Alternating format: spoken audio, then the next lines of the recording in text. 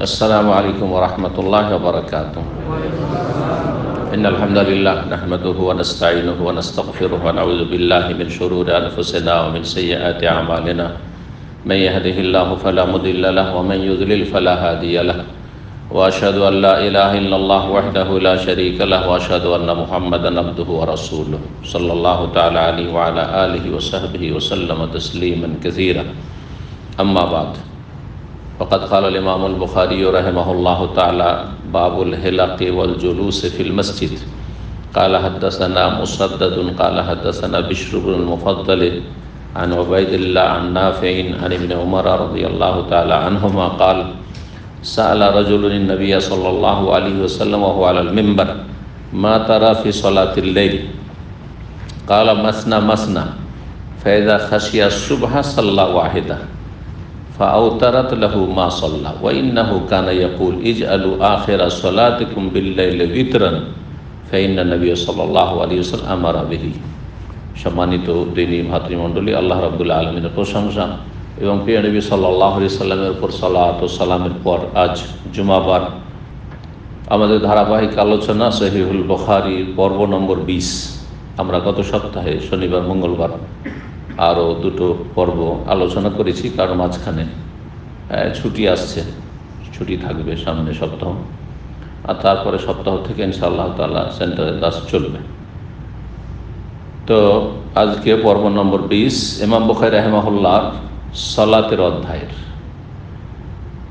নম্বর হচ্ছে 84, কিতাবুস সালাত। বলছেন ইমাম বুখারী রাহিমাহুল্লাহ তাআলা বাবুল হিলাকে ওয়াল জুলুস ফিল মসজিদ। এই অধ্যায় হচ্ছে মসজিদে গোলাকার হয়ে বসা, হালাকা করে মানে গোলাকার হয়ে বসা, আর ওয়াল জুলুস আর মসজিদে অবস্থান করা, দুটো বিষয়। এক হচ্ছে মসজিদে অবস্থান করা এবং মসজিদে অবস্থান করার সময় বসার সময় গোল হয়ে বসা, রিং হয়ে গোল হয়ে বসা। যদি কোনো দিনই আলোচনা হয় তাহলে গোল হয়ে বসাটাই হচ্ছে উত্তম। লাইন হয়ে না বসে গোল হয়ে বসা।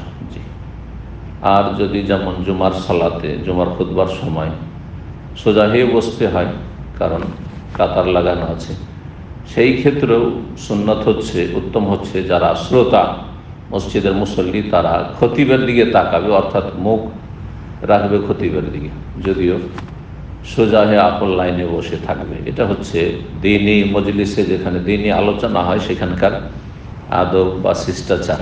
এতে উপকারিতা আছে যে সরাসরি সামনে খতিবকে, আলোচককে দেখে শুনছে, আরেকজন না দেখে শুনছে। দুটোতে পার্থক্য আছে, যেটা আপনারা ভালো করে বুঝতে পারছেন। যদি সামনাসামনি কেউ শুনে আর কেউ যদি পর্দার আড়াল থেকে শুনে, দুটোতে অনেক পার্থক্য আছে। তো মসজিদে গোলাকার হয়ে বসা, কারো সন্দেহ হইতে পারে। ইমাম বুখারী রাহিমাহুল্লাহর উদ্দেশ্য হচ্ছে সংশয় দূর করা এবং মাসলা জায়েজ এটা প্রমাণ করা যে মসজিদে সাধারণত সারিবদ্ধ হয়ে বসতে হয়, মানে সালাত যেমন কাতার আছে মসজিদে, তো সোজা এইভাবে বসতে হবে। কিন্তু গোল হয়ে যদি বসে, কোরআনের ক্লাস চলছে, ওস্তাদ বসে আছে আর গোল হয়ে একেবারে রিং আংটির মধ্যে হয়ে বসে আছে, এটাই উত্তম। এই নয় যে লাইন হয়ে বসে থাকবে মসজিদের মুসল্লিদের মতো, কাতারের মতো না। যেমন লাইন হয়ে যদি এরকম বসে থাকেন, দেখেন আমি কিন্তু সামনের দিকটা বেশি দেখছি, এইদিকে দেখার ফুরসত নেই, এইদিকে দেখারও সময় নেই, কিন্তু সামনে ঠিকই দেখছি, আর সামনের লোকরা আমাকে সবসময় দেখছে, ঠিক না? কিন্তু ডানে বামে অমনোযোগী হইতে পারে। তো এইসব উপকারিতার কারণে মসজিদে গোলাকার হয়ে বসা প্রয়োজনে জায়েজ আছে, কোনো তাতে কারাহাত বা আপত্তি নেই। আর মসজিদে এমনি বসে থাকা, যে মসজিদে সালাত হয়ে গেছে তারপরে বসে থাকে, মসজিদ খোলা থাকে, মসজিদে বসে থাকেন, অসুবিধা নেই। মসজিদে যদি সালাতের অপেক্ষায় বসে থাকেন তো সালাতের সওয়াব পাবেন, যেমন হাদিসে আছে। আর মসজিদে সালাত আদায় করার পরে নিজের মুসাল্লায় যদি উযু অবস্থায় বসে থাকেন তাহলে ফেরেশতা মালায়েকা দোয়া করতে থাকবে, আল্লাহ মাগফির লাহু আল্লাহুম্মা রাহমহু। তো এই ফজিলতগুলি হাদিস দ্বারা প্রমাণিত। সুতরাং মসজিদে মানুষ বসে থাকলে কমপক্ষে যেটা হবে যে গোনা হবে না, যদি নেকি নাও করে মসজিদে বসে থেকে, তো মসজিদে সাধারণত গুনাহ হবে না। মসজিদে যদি একটা মহিলার ছবি যদি ফেসবুকে খুলে, তো তার ইমানে তাকে নক করবে, আঘাত করবে, কি করছিস, তাই না? তাহলে বাইরে চলে যা, তাই না? তো মসজিদে বসে থাকার কমপক্ষে যেটা ফায়দা, সেটা হচ্ছে যে পাপ মুক্ত থাকা যাবে। আর উপরন্ত যদি নেকি করতে পারে, জিকির আজকার করছে, কোরআন তেলাওয়াত করছে, আল্লাহ রাব্বুল আলামিনের আসমা সিফাত নিয়ে চিন্তা করছে, গৌর ফিকর তাফাক্কুর ফিকর, আল্লাহর সৃষ্টি নিয়ে চিন্তা করছে, ইত্যাদি ইত্যাদি, যেগুলো ইবাদত, কতগুলি ইবাদত রয়েছে, কলবের ইবাদত, হৃদয়ের ইবাদত, যেগুলো অনেকে উপলব্ধি করি না, কিন্তু যার যত বেশি দিন সম্পর্কে ইলম থাকবে, সে তত বেশি এগুলো উপলব্ধি করবে। কলবের ইবাদত অত্যন্ত গুরুত্বপূর্ণ।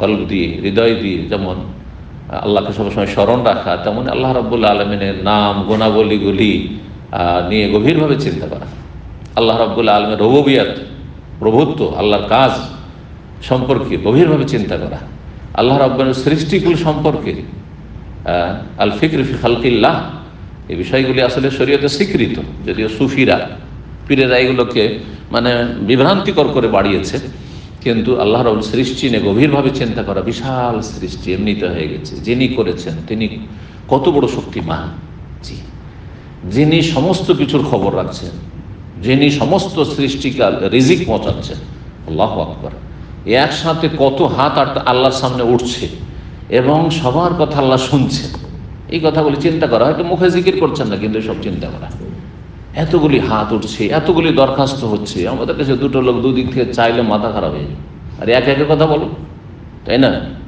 রব্বুল আলামিন কোটি কোটি বললে ভুল হবে, অসংখ্য মানুষের কথা পূর্ব থেকে পশ্চিমে শুনছেন, দিচ্ছেন, যারা চাইতে জানে তাদেরকে দিচ্ছেন, আরে যারা চাইতে জানছেন তাদেরকে তো দিচ্ছেন, দেশে যারা চাইতে জানেন না, না বলো কচি কাঁচা, অথবা অন্য পশু প্রাণী পাখি গাছপালা সৃষ্টিগুলো সবকে আল্লাহ দিচ্ছে। আল্লাহু আকবার।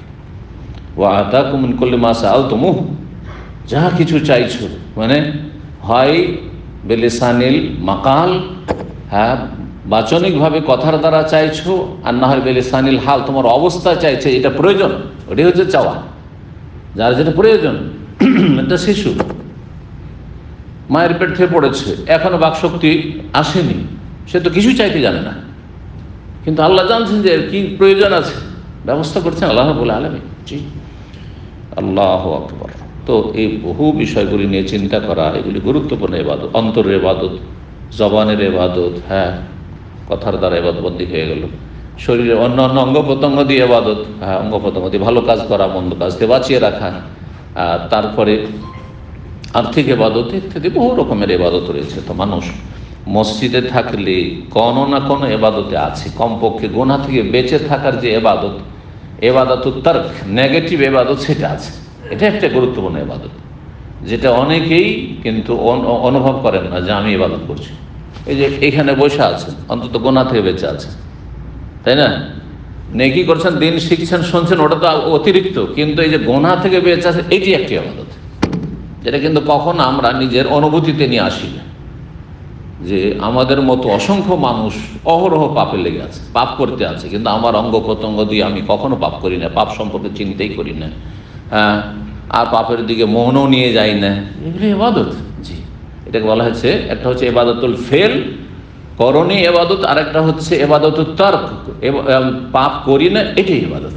জি, আল্লাহ রাব্বুল আলামিন মুমিনের জীবনে যে কত বরকত রেখেছেন, বড় আলহামদুলিল্লাহ।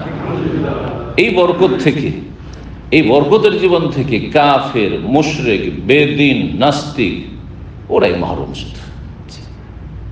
বাকি আলহামদুলিল্লাহ প্রতিটি মুমিনের জীবনে যতক্ষণ গুনাহ থেকে বেঁচে থাকছে ইবাদতই আছে। বাকি এর ওপরে যদি নেকি করতে পারে, ভালো কাজ করতে পারে, ভালো কথা বলতে পারে, তো ইবাদতের ওপর ইবাদত। আল্লাহুম্মা লাকাল হামদ। জি, তো কি বলছিলাম, মসজিদে গোলাকার হয়ে বসা বা মসজিদে এমনি অবস্থান করা, বিনা প্রয়োজনে বসে থাক, কাজ নেই কাম নেই, বাড়িতে বাসাতে মসজিদে বসে আছে, কোনো দোষের কথা নেই, ভালো কথা। 472 নম্বর হাদিস, সাহাবী আব্দুল্লাহ বিন উমর রাদিয়াল্লাহু তাআলা আনহুমা বর্ণনা করছেন, তিনি বলছেন, সাআলা রাজুলুন নবী সাল্লাল্লাহু আলাইহি ওয়া আল মিম্বার, জনৈক ব্যক্তি নবী সাল্লাল্লাহু আলাইহি ওয়াসাল্লামকে জিজ্ঞেস করলো যখন রাসূলুল্লাহ মেম্বারের ওপর ছিলেন, তাহলে মেম্বারে রাসূলুল্লাহ সাল্লাল্লাহু আলাইহি ওয়াসাল্লাম দাঁড়িয়ে কথা বলছিলেন।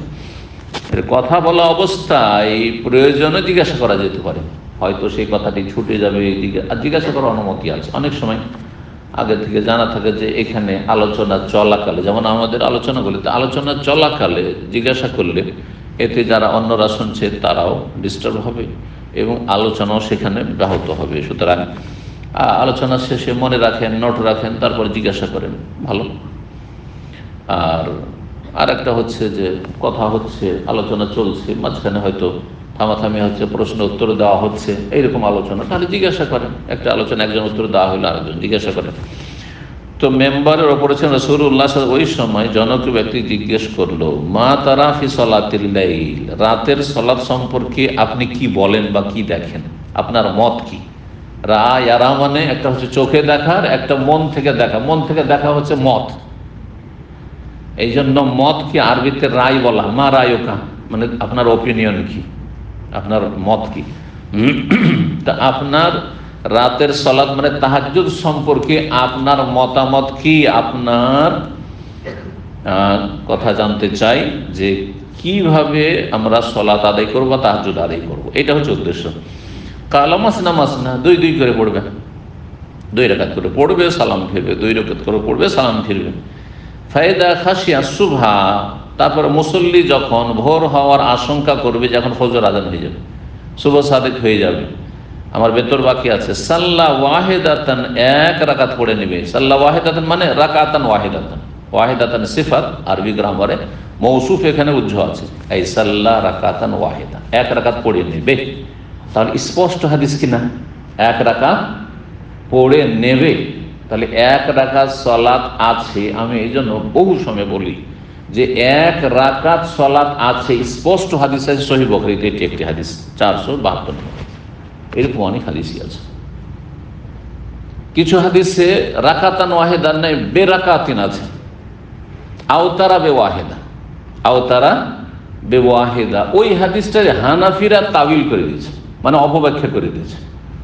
আওতারা বেওয়াহিদার 2টো অর্থ হইতে পারে। একটা হচ্ছে আওতারা বেওয়াহিদা মানে 1 রাকাত বেতর পড়লো, তো বা হলো জায়দা, আরবি গ্রামারে বা হারফে জার, এখানে জায়দা মানে ওর অর্থ করলাম না, 1 রাকাত পড়লো। আওতারা ওয়াহিদা আর আওতারা বেওয়াহিদা একই অর্থ হলো। ওরা বলছেন না, বা ওইখানে ইস্তিআনার জন্য, সাহায্য নেওয়ার জন্য, বা সাবাবিয়া, মাধ্যম। তো আওতারা বেওয়াহিদা মানে 1-এর দ্বারা বেজোড় করে নিল, অর্থ কি হয়ে গেল, 1-এর দ্বারা বেজোড় করলো, মানে 1 রাকাত নামাজ পড়েনি, 1 রাকাত শেষখানে লাগিয়ে ওই আগের 2 রাকাতের সাথে কি করে নিল, বেতর করে নিল, বেজোড় করে নিল। তার মানে 1 রাকাত বলে কোনো নামাজ নেই। এটা হলো হানাফি মযহাবের হাদিসের ভুল ব্যাখ্যা, অপব্যাখ্যা। কথা বুঝতে পেরেছেন? হানাফি ফুকাহা, হানাফি যারা হাদিসের ভাষ্যকার, তার এইভাবে অপব্যাখ্যা করেছে। অপব্যাখ্যা নাই, ওইটার করে দিল। এই হাদিসে কি করবে, সাল্লা ওয়াহিদাতান, 1 রাকাত পড়বে। এখানে তো 1-এর দ্বারা বলা হয়নি, 1-এর মাধ্যমে বেজোড় করে নেবে, এটা তো বলা হয়নি। তাহলে তো আশা করি বিষয়টি বোঝা গেছে। আবার বলছি যে হানাফি হুজুররা আপনাদের বলবে 1 রাকাত আবার নামাজ হয় নাকি, কথা বোঝা গেছে না? এই যে হয়, বলবে যে হয়। সাল্লা ওয়াহিদা, ভোর হওয়ার আশঙ্কা, এখন 2-2 করে সালাম ফিরেছ, আর 1 রাকাত পড়তে পড়তে আজান হয়ে যাবে, 1 রাকাত শেষ হইতেই, তাহলে 1 রাকাত পড়ে দাও। এই নয় যে আবার জোড়া করতে গিয়ে 3 করতে গিয়ে আজান শেষ, এমনটা না। অনেক ওলামারা বলেছেন যে আজানের পরে আর সালাত পড়া জায়েজ নাই, ফজরের 2 রাকাত সুন্নাত ছাড়া তাহাজ্জুদ পড়া জায়েজই নাই, জায়েজ নাই। সুতরাং সতর্কতা অবলম্বন করতে হবে এবং আজানের আগে আগে বা শুভ সাদেকের আগে আগে পড়ে নিতে হবে। এর চাইতে উত্তম হচ্ছে যে তাহাজ্জুদ শেষ করে কিছুক্ষণ ঘুমিয়ে নেওয়া, তারপরে উঠা, যেটা হচ্ছে দাউদ আলাইহিস সালামের সুন্নাত আদর্শ। আর এটিকে বলা হয়েছে আফদালুস সলাতে সলাতু দাউদ আলাইহিস সালাম, সবচাইতে উত্তম সলাত হচ্ছে, নফল সলাত হচ্ছে দাউদ আলাইহিস সালামের সলাত। তিনি প্রথম ইয়ানামু নিসফাহু, অর্ধেক রাত ঘুমিয়ে নিতেন। রাতকে সন্ধ্যা মাগরিব সূর্য ডোবা থেকে ফজর আজান পর্যন্ত ভাগ করে অর্ধেক ঘুমিয়ে নিতেন। আর তারপরে ওয়াকুমু সুলুসাহু, 3 ভাগের 1 ভাগ, গোটা রাতকে 3 ভাগ করে তারপরে 1 ভাগ আর রাত 11টা সাড়ে 11টা যখন হইলো তখন থেকে শুরু করে, তখন রাত ছোট বড় হিসাব করতে হবে এইভাবে, কিন্তু আনুমানিক আজকাল 11:30টার মধ্যে।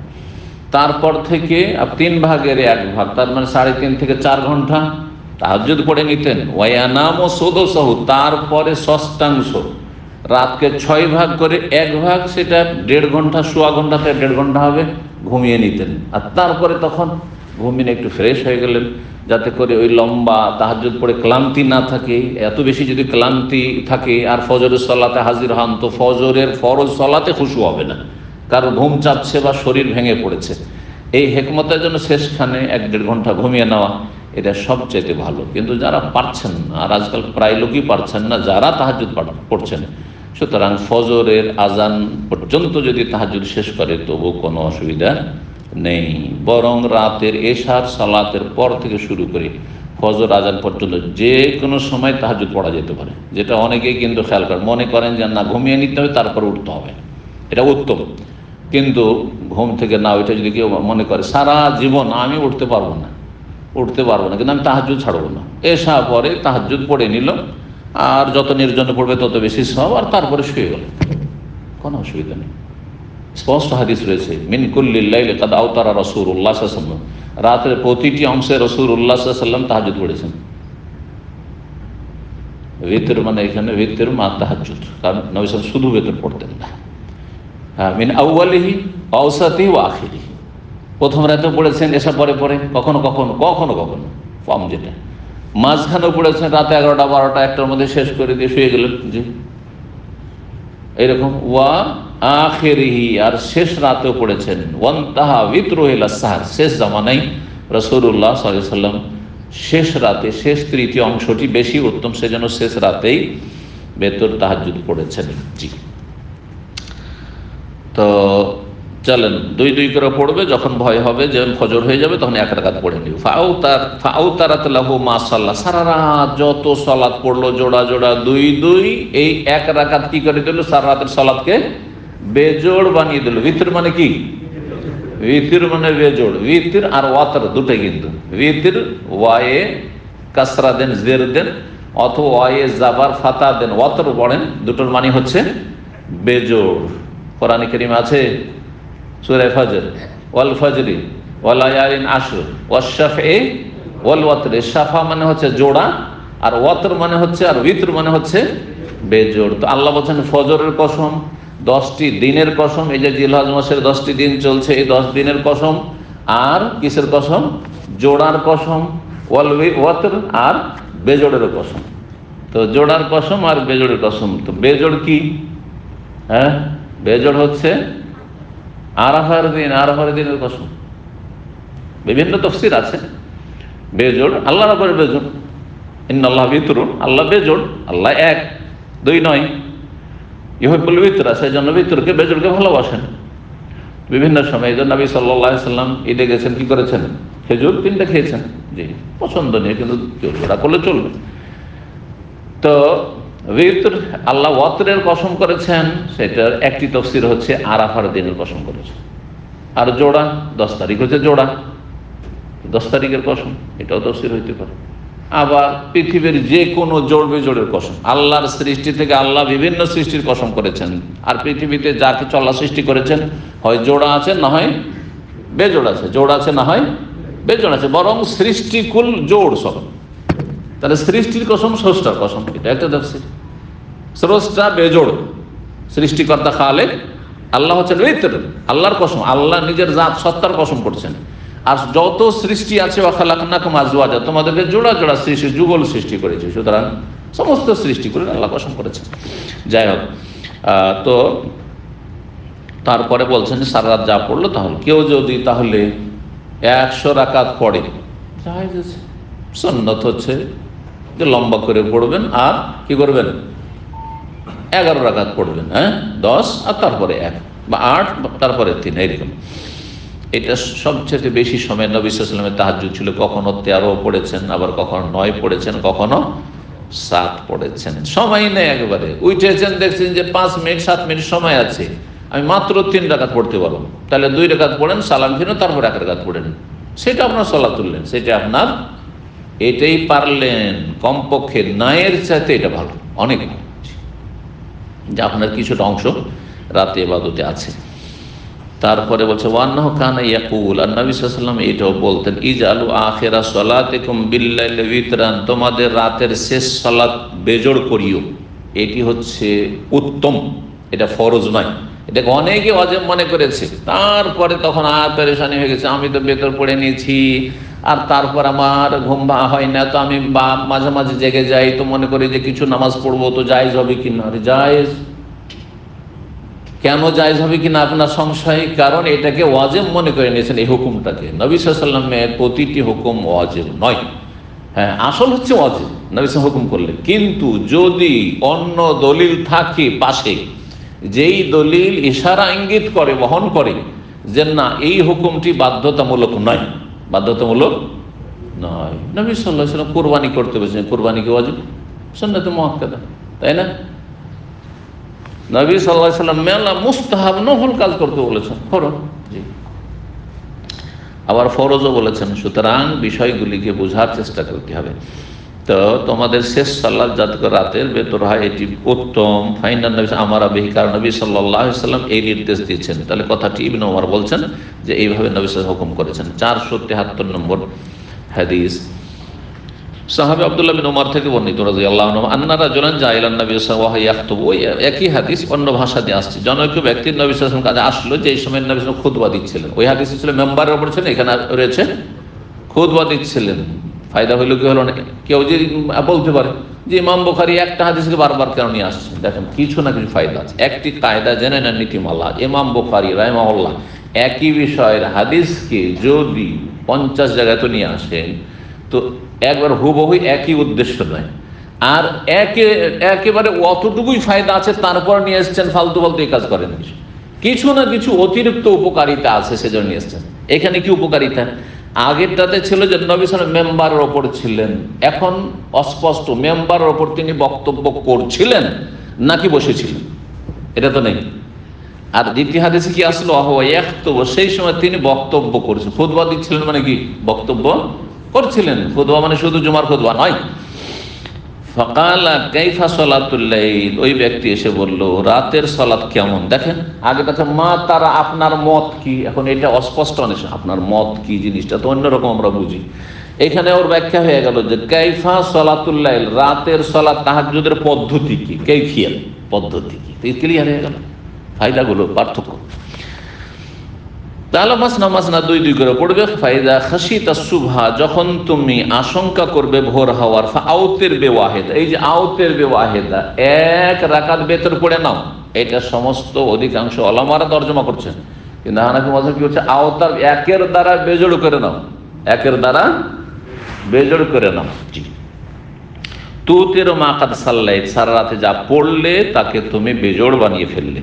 ওয়ালিদ বিন কাসির বলছেন ওবাইদুল্লাহ ইবনে আব্দুল্লাহ থেকে নবী ওমর হাদাসাম আন্না রাজুলান নাদান নবী সাল্লাল্লাহু আলাইহি মসজিদে, জনৈক ব্যক্তি নবী সাল্লাল্লাহু আলাইহি ওয়াসাল্লামকে ডাক দিয়ে উচ্চ স্বরে জিজ্ঞাসা করছিল, যেই সময় নবী সাল্লাল্লাহু আলাইহি ওয়াসাল্লাম মসজিদে ছিলেন, বা সেই ব্যক্তি মসজিদের ভিতরে ঢুকে ডাক দিয়ে কথা বলেছেন। জি, তো মসজিদে নবী সাল্লাল্লাহু আলাইহি ওয়াসাল্লাম খুতবায় আছেন, তাহলে মসজিদের মিডিলে আছেন, তাই না?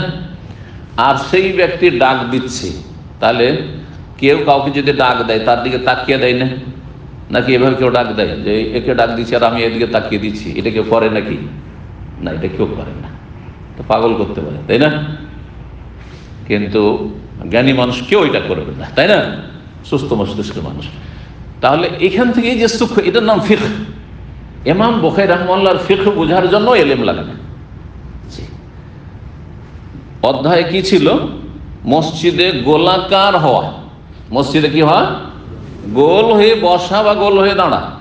এখন যখন মিডিলে খুতবা দিচ্ছে, মসজিদের মাঝখানে মেহরাবের ওইখানে একজন ব্যক্তি যখন ডাক দিচ্ছে, তো নবী তাকিয়ে দিচ্ছে কিনা, তো ওইদিকে মুখ করলো কি করলো না, নাকি কাতারের মতো সোজা হয়ে ডাক দিচ্ছে এক কোণা থেকে, না মোটেই না। তাহলে গোলাকার হয়ে দাঁড়ানো অথবা বসা প্রয়োজনে জায়েজ, বৈধ প্রমাণিত হইল। জি, কথাটি যেন মনে থাকে। 474 নম্বর হাদিস, হাদিসের বর্ণনাকারী হচ্ছেন আবু ওয়াকিদ আল-লাইসি রাদিয়াল্লাহু তাআলা আনহু, قال بينما رسول الله في المسجد, কোনো এক সময় মসজিদে রাসূলুল্লাহ সাল্লাল্লাহু আলাইহি ওয়াসাল্লাম অবস্থান করছিলেন। এখান থেকে অধ্যায়ের দ্বিতীয় অংশ মসজিদে অবস্থান করা। নবী সাল্লাল্লাহু আলাইহি ওয়াসাল্লাম মসজিদে বসে থাকতেন, সালাত পড়ে সাথে সাথে বেরিয়ে গেলেন। সালাতের সময় হলো তখন শুধু আসলেন না, কখনো মসজিদে আগে থেকে বসে থাকতেন, কখনো মসজিদে সালাত পড়ার পর এমনি বসে থাকতেন, কখনো সালাতের সময় নেই, সকালবেলা হয়তো 9-10 বসে আছে, জি দিনের তালিমের জন্য কোনো সময় বসে আছেন, সবটাই হইতো। তবে বেশিরভাগ যেটা হতো সেটা হয়তো যে একামতের পরে রাসূলুল্লাহ সাল্লাল্লাহু আলাইহি ওয়াসাল্লাম বাসা থেকে কক্ষ থেকে বেরিয়ে আসতেন সালাতের আগে। ইমামের জন্য এটি হচ্ছে উত্তম, কারণ ইমাম যদি আগে বেরিয়ে চলে আসে তাহলে মানুষ নামাজের টাইম না হলেও দাঁড়িয়ে বসে থাকবে, তাই না?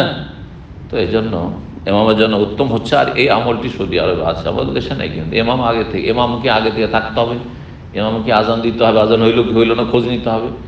বরং অনেক মসজিদ আছে যে ইমাম যেহেতু বেতনভুক্ত গ্রামবাসীর, বেচারা গরিব, মসজিদ সাফ সুতরা হচ্ছে কিনা তাও ধমক খেতে হচ্ছে গ্রামবাসী, যে যা পারে। হ্যাঁ, আর মসজিদের মাতাব্বর মালিকের অভাব নেই, সবাই মালিক। যে 3টা পয়সা দেয় সে সবাই মনে করে যে মসজিদের মালিক।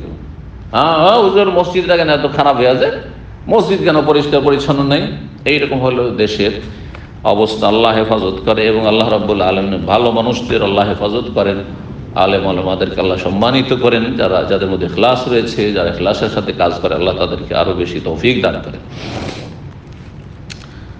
তো বলছেন যে রাসূলুল্লাহ মসজিদে অবস্থান করছিলেন, একসময় ফাআকবালা সালাসাতুন নাফারিন, 3 ব্যক্তি আসলো। নাফার 3 থেকে 9 মধ্যে লোক যদি থাকে তাহলে নাফার বলা হয়। এই জন্য এখানে 3 ব্যক্তির কথা রয়েছে। নাফার 3 ব্যক্তি, মানে নাফারুন মানে কয়েক ব্যক্তি, আসলে সেটা 3 থেকে 9 মধ্যে হইতে পারে, কিন্তু সালাসাতু নাফার মানে সালাসাতু আশখাস। 3 ব্যক্তি আসলেন। ফাআকবালা ইসনানি, যাচ্ছিল মসজিদের কাজ দিয়ে বা মসজিদ হয়ে যাচ্ছিল। 3 জন একসাথে ছিল। 2 জন এগিয়ে আসলো কোন দিকে? এলা রাসূলিল্লাহ, রাসূলুল্লাহ সাল্লাল্লাহু আলাইহি ওয়াসাল্লাম দিকে। আর ওয়াজাহাবা ওয়াহিদুন, 3য় ব্যক্তি একজন যে ছিল সে ওখান থেকে কেটে পড়ে চলে গেল। এই হাদিস আমি অনেকবারই বয়ান করেছি। ফাআম্মা আহাদুহুমা ফারাফুর জাতান, তাদের এই যে 2 জন এগিয়ে আসলো মসজিদে নবী বসে আছেন নবী সাল্লাল্লাহু আলাইহি ওয়াসাল্লাম, তার মানে সাহাবীরা আরো বসে আছেন। দিনের কথা এরকম শিক্ষা হচ্ছে, আর জায়গায় জায়গায় কোথাও খালি আছে, কোথাও ফুল হয়ে আছে, এরকম হয়ে আছে। তো একজন লোক এসে রাফুর জাতান, সেই ব্যক্তি এক জায়গায় খালি দেখলো, যে জায়গাটা খালি আছে, জায়গাটা যেমন খালি আছে ওই জায়গা খালি আছে, খালি জায়গা দেখলো। ফাজালাসা, সেখানে খালি জায়গা দেখে বসে গেল। তাহলে এটা হচ্ছে মজলিসের আদব, এখানে শেখানো হয়েছে যে খালি জায়গা দেখে কি করতে হবে? বসে যেতে হবে। এই নয় যে একজন খুব সম্ভ্রান্ত ব্যক্তি, সিনিয়র ব্যক্তি পরে আসছে, লেটে আসছে, আসার পরে ওর তো জীবনে ও পিছনে বসা অভ্যাস নাই, সুতরাং এসে বলছে দেখছি যে এটা নতুন আছে, এই তুমি একটু পিছনে এইখানে এসে বসছে। এটা না জায়েজ, জায়েজ না, জায়েজ নয়। জি, অনেকে এরকম করে, নিষেধ আছে হাদিসে।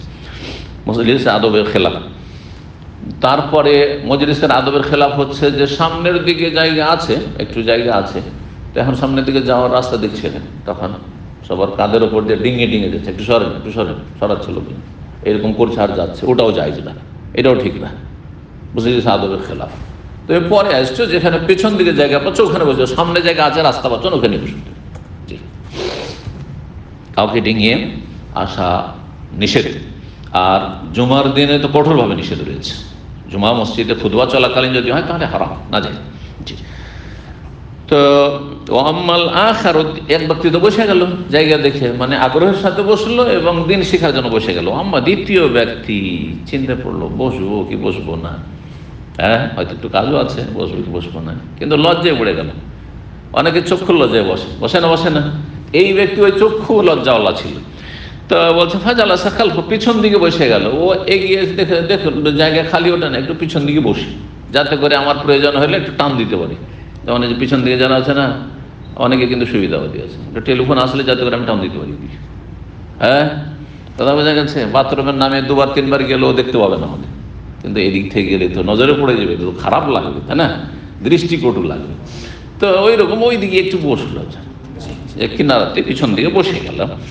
ওয়াম্মাল আখার, তৃতীয় ব্যক্তি সম্পর্কে বলছেন, ফাআদবারা জাহিবান, সে পিঠ দেখিয়ে চলে গেল, মানে সে পিঠ ফিরিয়ে চলে গেল, তার কাজে সে চলে গেল টান দিয়ে, মসজিদে বসলো না মজলিসে। ফালাম্মা ফারাগা রাসূলুল্লাহ সাল্লাল্লাহু আলাইহি ওয়াসাল্লাম, রাসূলুল্লাহ সাল্লাল্লাহু আলাইহি ওয়াসাল্লাম যখন তার আলোচনা বা দর্স থেকে অবসর হলেন, মানে শেষ করলেন, কালা তখন বলেন, আলা উখবিরুকুম আনিস সালাসাতি, তোমাদেরকে কি জানিয়ে দেব না এই তিন ব্যক্তি সম্পর্কে, তাদের আল্লাহর কাছে তাদের অবস্থান সম্পর্কে, যে আল্লাহর কাছে তাদের কার কতটা মর্যাদা। ফাম্মা আহাদুহুম, তাদের একজন যে প্রথম জন, ফাআওয়া ইলাল্লাহ, সেই ব্যক্তি আল্লাহর কাছে আশ্রয় নিল, ফাআওয়াহুল্লাহ, আল্লাহ তাকে আশ্রয় দিয়ে দিলেন। আগ্রহের সাথে আসলো, আর জায়গা যখন খালি আছে, চলো এখানে জায়গা খালি আছে, আর কাউকে ডিঙাইতে হয় না, চলো একটু এগিয়ে যেয়ে বসে, সাইডে সাইডে বসলো। সেই ব্যক্তি আগ্রহের সাথে সে আল্লাহর কাছে আশ্রয় নিল, সুতরাং আল্লাহ তাকে কি করলেন, নিজের রহমতে আশ্রয় দিলেন। ও আম্মাল আখার, দ্বিতীয় ব্যক্তি, ফাস্তাহিয়া, সেই ব্যক্তি লজ্জায় পড়ে গেল, যে বসবো না তো কেমন লাগছে, খারাপ লাগছে। ফাস্তাহিয়া আল্লাহ, আল্লাহও লজ্জায় পড়ে গেলেন। যখন তুমি লজ্জা করে বসে গেলে, তো আল্লাহ লজ্জাতে কি করলেন, চলো মাফ তোমাকে। অনেক সময় লজ্জাতে কাউকে দিয়ে দিতে হয় না, লজ্জাতে দিতে হয়, ধারও দিতে হয় অনেককে লজ্জাতে, আবার অনেকে দান খেরাতও করতে হয় লজ্জাতে। হ্যাঁ, হঠাৎ করে ধরেন একটু পানি, এখানে একটাই পানি আছে, বেচারা একটা লোক যদি আসে, এটা পানি আমারই প্রয়োজন হইতে পারে, ঠিক কিনা, হঠাৎ করে এমার্জেন্সি, তারপর একটা লোক আছে, সে পানিটা নিতে পারি, আমি লজ্জাতে, আমি কি না বলবো, কখনো না বলবো না। এটার নাম হচ্ছে চক্ষু লজ্জা, এটার নাম হচ্ছে লজ্জা। একটা উদাহরণ, এরকম যে কোনো উদাহরণ আপনার হইতে পারে। এটার গুরুত্ব বুঝতে পারবেন না, হজের মাঠে বুঝতে পারবেন। আল্লাহু আকবার। হজে দু একবার এমন হয়েছে, ভিতর শুকিয়ে আসছে, আর সেই সময় তো পাথর মারা এত সহজ ছিল না। সেই 1990 থেকে শুরু করে ইতিহাস বয়ান করছি কয়েকটা হজে, একটা হজে তো মনে হচ্ছে মরমর অবস্থা, আর ওই 2-4 মিনিট পানি না পেলে শেষ, খালাস, তখন এই দুনিয়া থেকে বিদায়। এমন মানে ধাক্কাধাক্কি হয়েছে, আর বের হওয়া যায় না। তখন এই এক রাস্তা দিয়ে পাথর মারতে যা, আর এক রাস্তা দিয়ে ফিরে আসে, এরকম ছিল না, ওই রাস্তা দিয়ে ফিরে আসছে, যার ফলে এমন সংঘর্ষ হয়ে যেত, আল্লাহ হেফাজত করে। আল্লাহু আকবার। দুর্ঘটনা খুব বেশি হয়তো পাথর মারতে এসে। তো বেরিয়ে গিয়ে কোনো রকম করে জানটা বেঁচে, তো আলহামদুলিল্লাহ বললাম যে আলহামদুলিল্লাহ জানটা তো বেঁচে গেল, কিন্তু পানি, আল্লাহু আকবার। এটা দেখছি যে বাসা আছে, ওই মুআল্লিমদের বাসা আছে, ঢুকে পড়েছি, আর প্রথম কাজ একটু পানি দিন, আলহামদুলিল্লাহ পানি দিয়েছে। কত যে পানি, এক ঢোক পানি যে কত গুরুত্ব, ওই সময়গুলোতে বোঝা যায়, এমনি সময় বুঝতে পারবেন না যে পানি না দিল কোন মূল্য আছে, কিন্তু পানিটা যে কত মূল্য নেই, 1 লাখ টাকা দিয়েও কিনে খেতে হইতে পারে যান বাঁচাবার জন্য, তারও বেশি দিতে হয়, ঠিক কিনা? পুরো রাজত্ব রাজা দিয়ে দিবে, ও বাঁচবে না, ও রাজত্ব সামলাবে, রাজত্ব চলে যাবে, কিন্তু আমি জানতো আছে, তাই না? জি হ্যাঁ, আল্লাহু আকবার। তো দ্বিতীয় ব্যক্তি লজ্জায় পড়ে গেল, আল্লাহ লজ্জায় তাকে মাফ করে দিলেন, মানে আল্লাহ মাফ করে দিলেন, তাকে ফজিলত দিলেন। ও আম্মাল আখার, তৃতীয় ব্যক্তি যে ছিল, ফাআরাদা, সে এড়িয়ে গেল, বিমুখ হয়ে গেল, ফিরে চলে গেল। ফাআরাদ আল্লাহ, আল্লাহ তার থেকে বিমুখ হয়ে গেলেন। তো এই হাদিস থেকে কি বোঝা গেল? মসজিদে বসে থাকা। নবী সাল্লাল্লাহু আলাইহি ওয়াসাল্লাম কি ছিলেন? মসজিদে বসেছিলেন, সাহাবায়ে কেরাম বসেছিলেন, দিনের আলোচনা চলছিল, মসজিদে দিনের আলোচনা করছিলেন, এটা প্রমাণিত হলো। 85 নম্বর অধ্যায় বলছেন বাবুল ইস্তিলকা ফিল মসজিদে ও মাদ্দুর রিজলি। এই অধ্যায় হচ্ছে মসজিদে চিত হয়ে শোয়া। ইস্তিলকা মানে হচ্ছে চিত হয়ে শোয়া, আর ইরতিজা মানে হচ্ছে বুকের ভরে, পেটের ভরে শোয়া, জি, বুকের ভরে শোয়া, জি। আর কাত হয়ে শোয়া, আলা জাম্মিন, পার্শ্ব দেশে শোয়া, জি।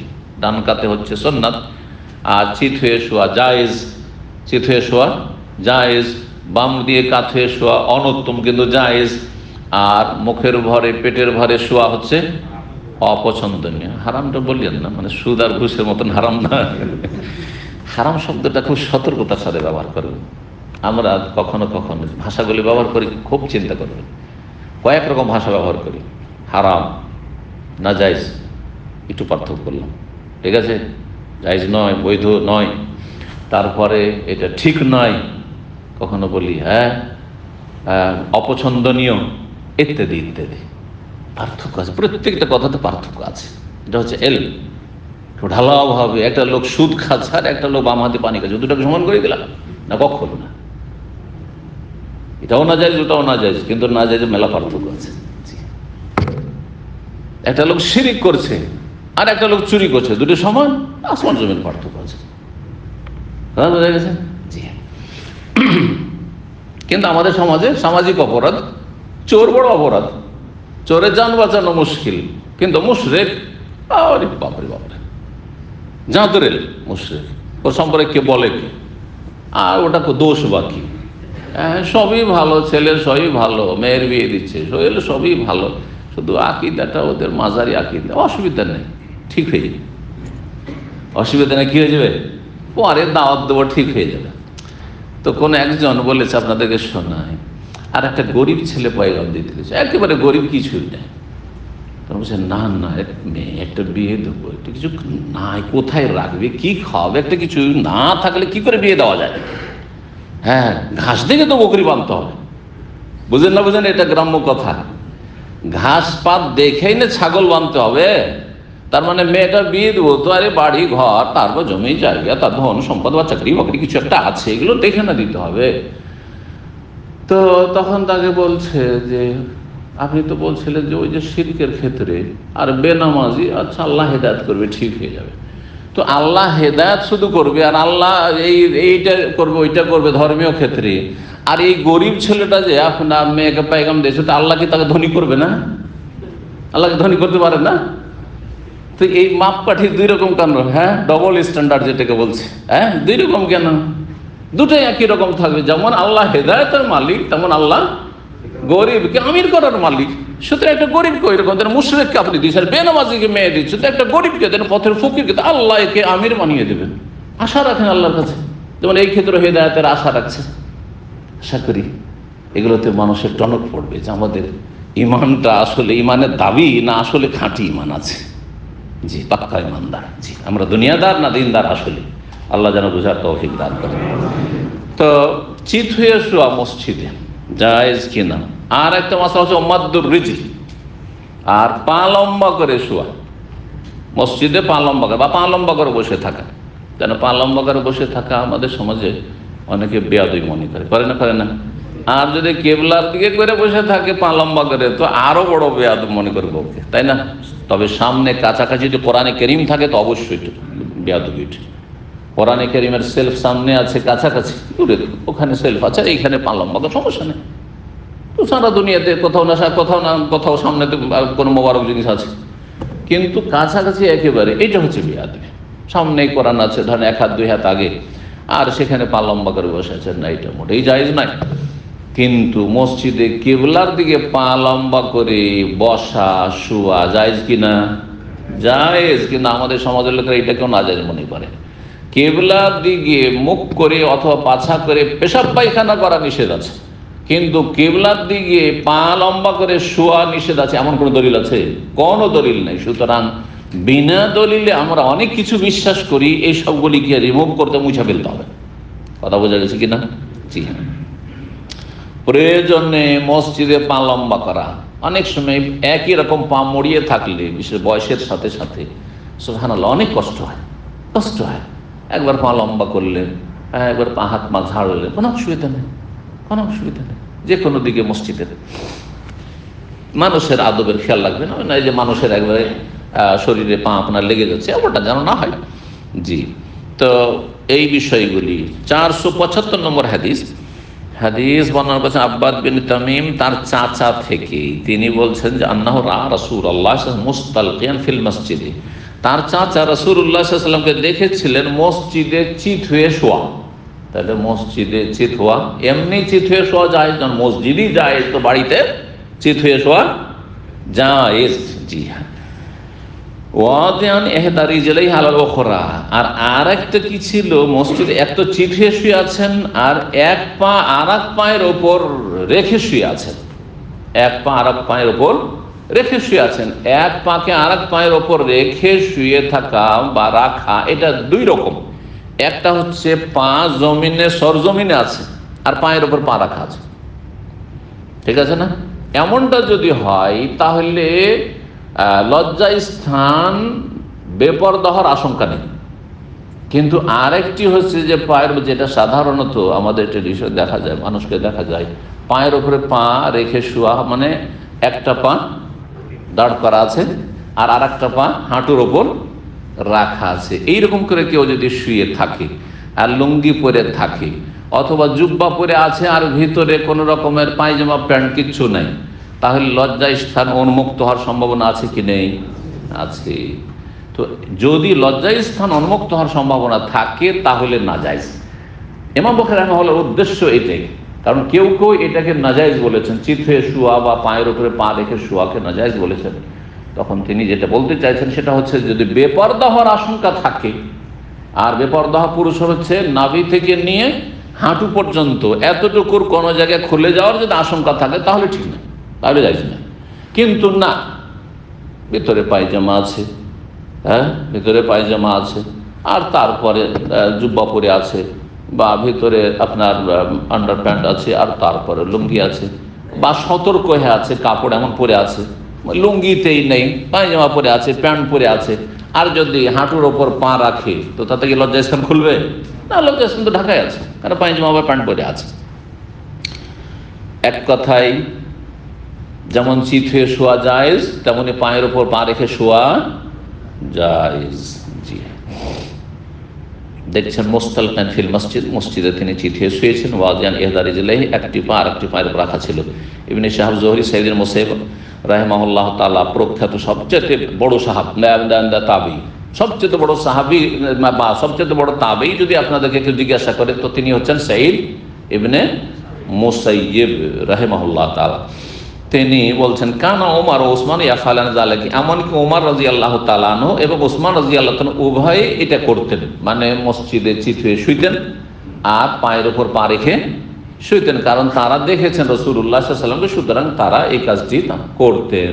তাই নবী সাল্লাল্লাহু আলাইহি ওয়াসাল্লাম থেকে প্রমাণিত, প্রথম খলিফা থেকে প্রমাণিত, আর দ্বিতীয় খলিফা থেকেও প্রমাণিত। সুতরাং মসজিদেও চিত হয়ে শোয়া জায়েজ, প্রয়োজনে বাড়িতে মসজিদে চিত হয়ে শোয়া জায়েজ। কিন্তু যেমনটা বললাম, উত্তম হচ্ছে ডান দিকে, ডান পার্শ্ব দেশে শোয়া, এটি হচ্ছে বেশি উত্তম, কারণ এতে আপনার শারীরিক ফায়দাও রয়েছে, এবং এতে যদি এমনভাবে শোন যে ওইভাবে শুইলে কেবলামুখী, তাহলে আরও উত্তম।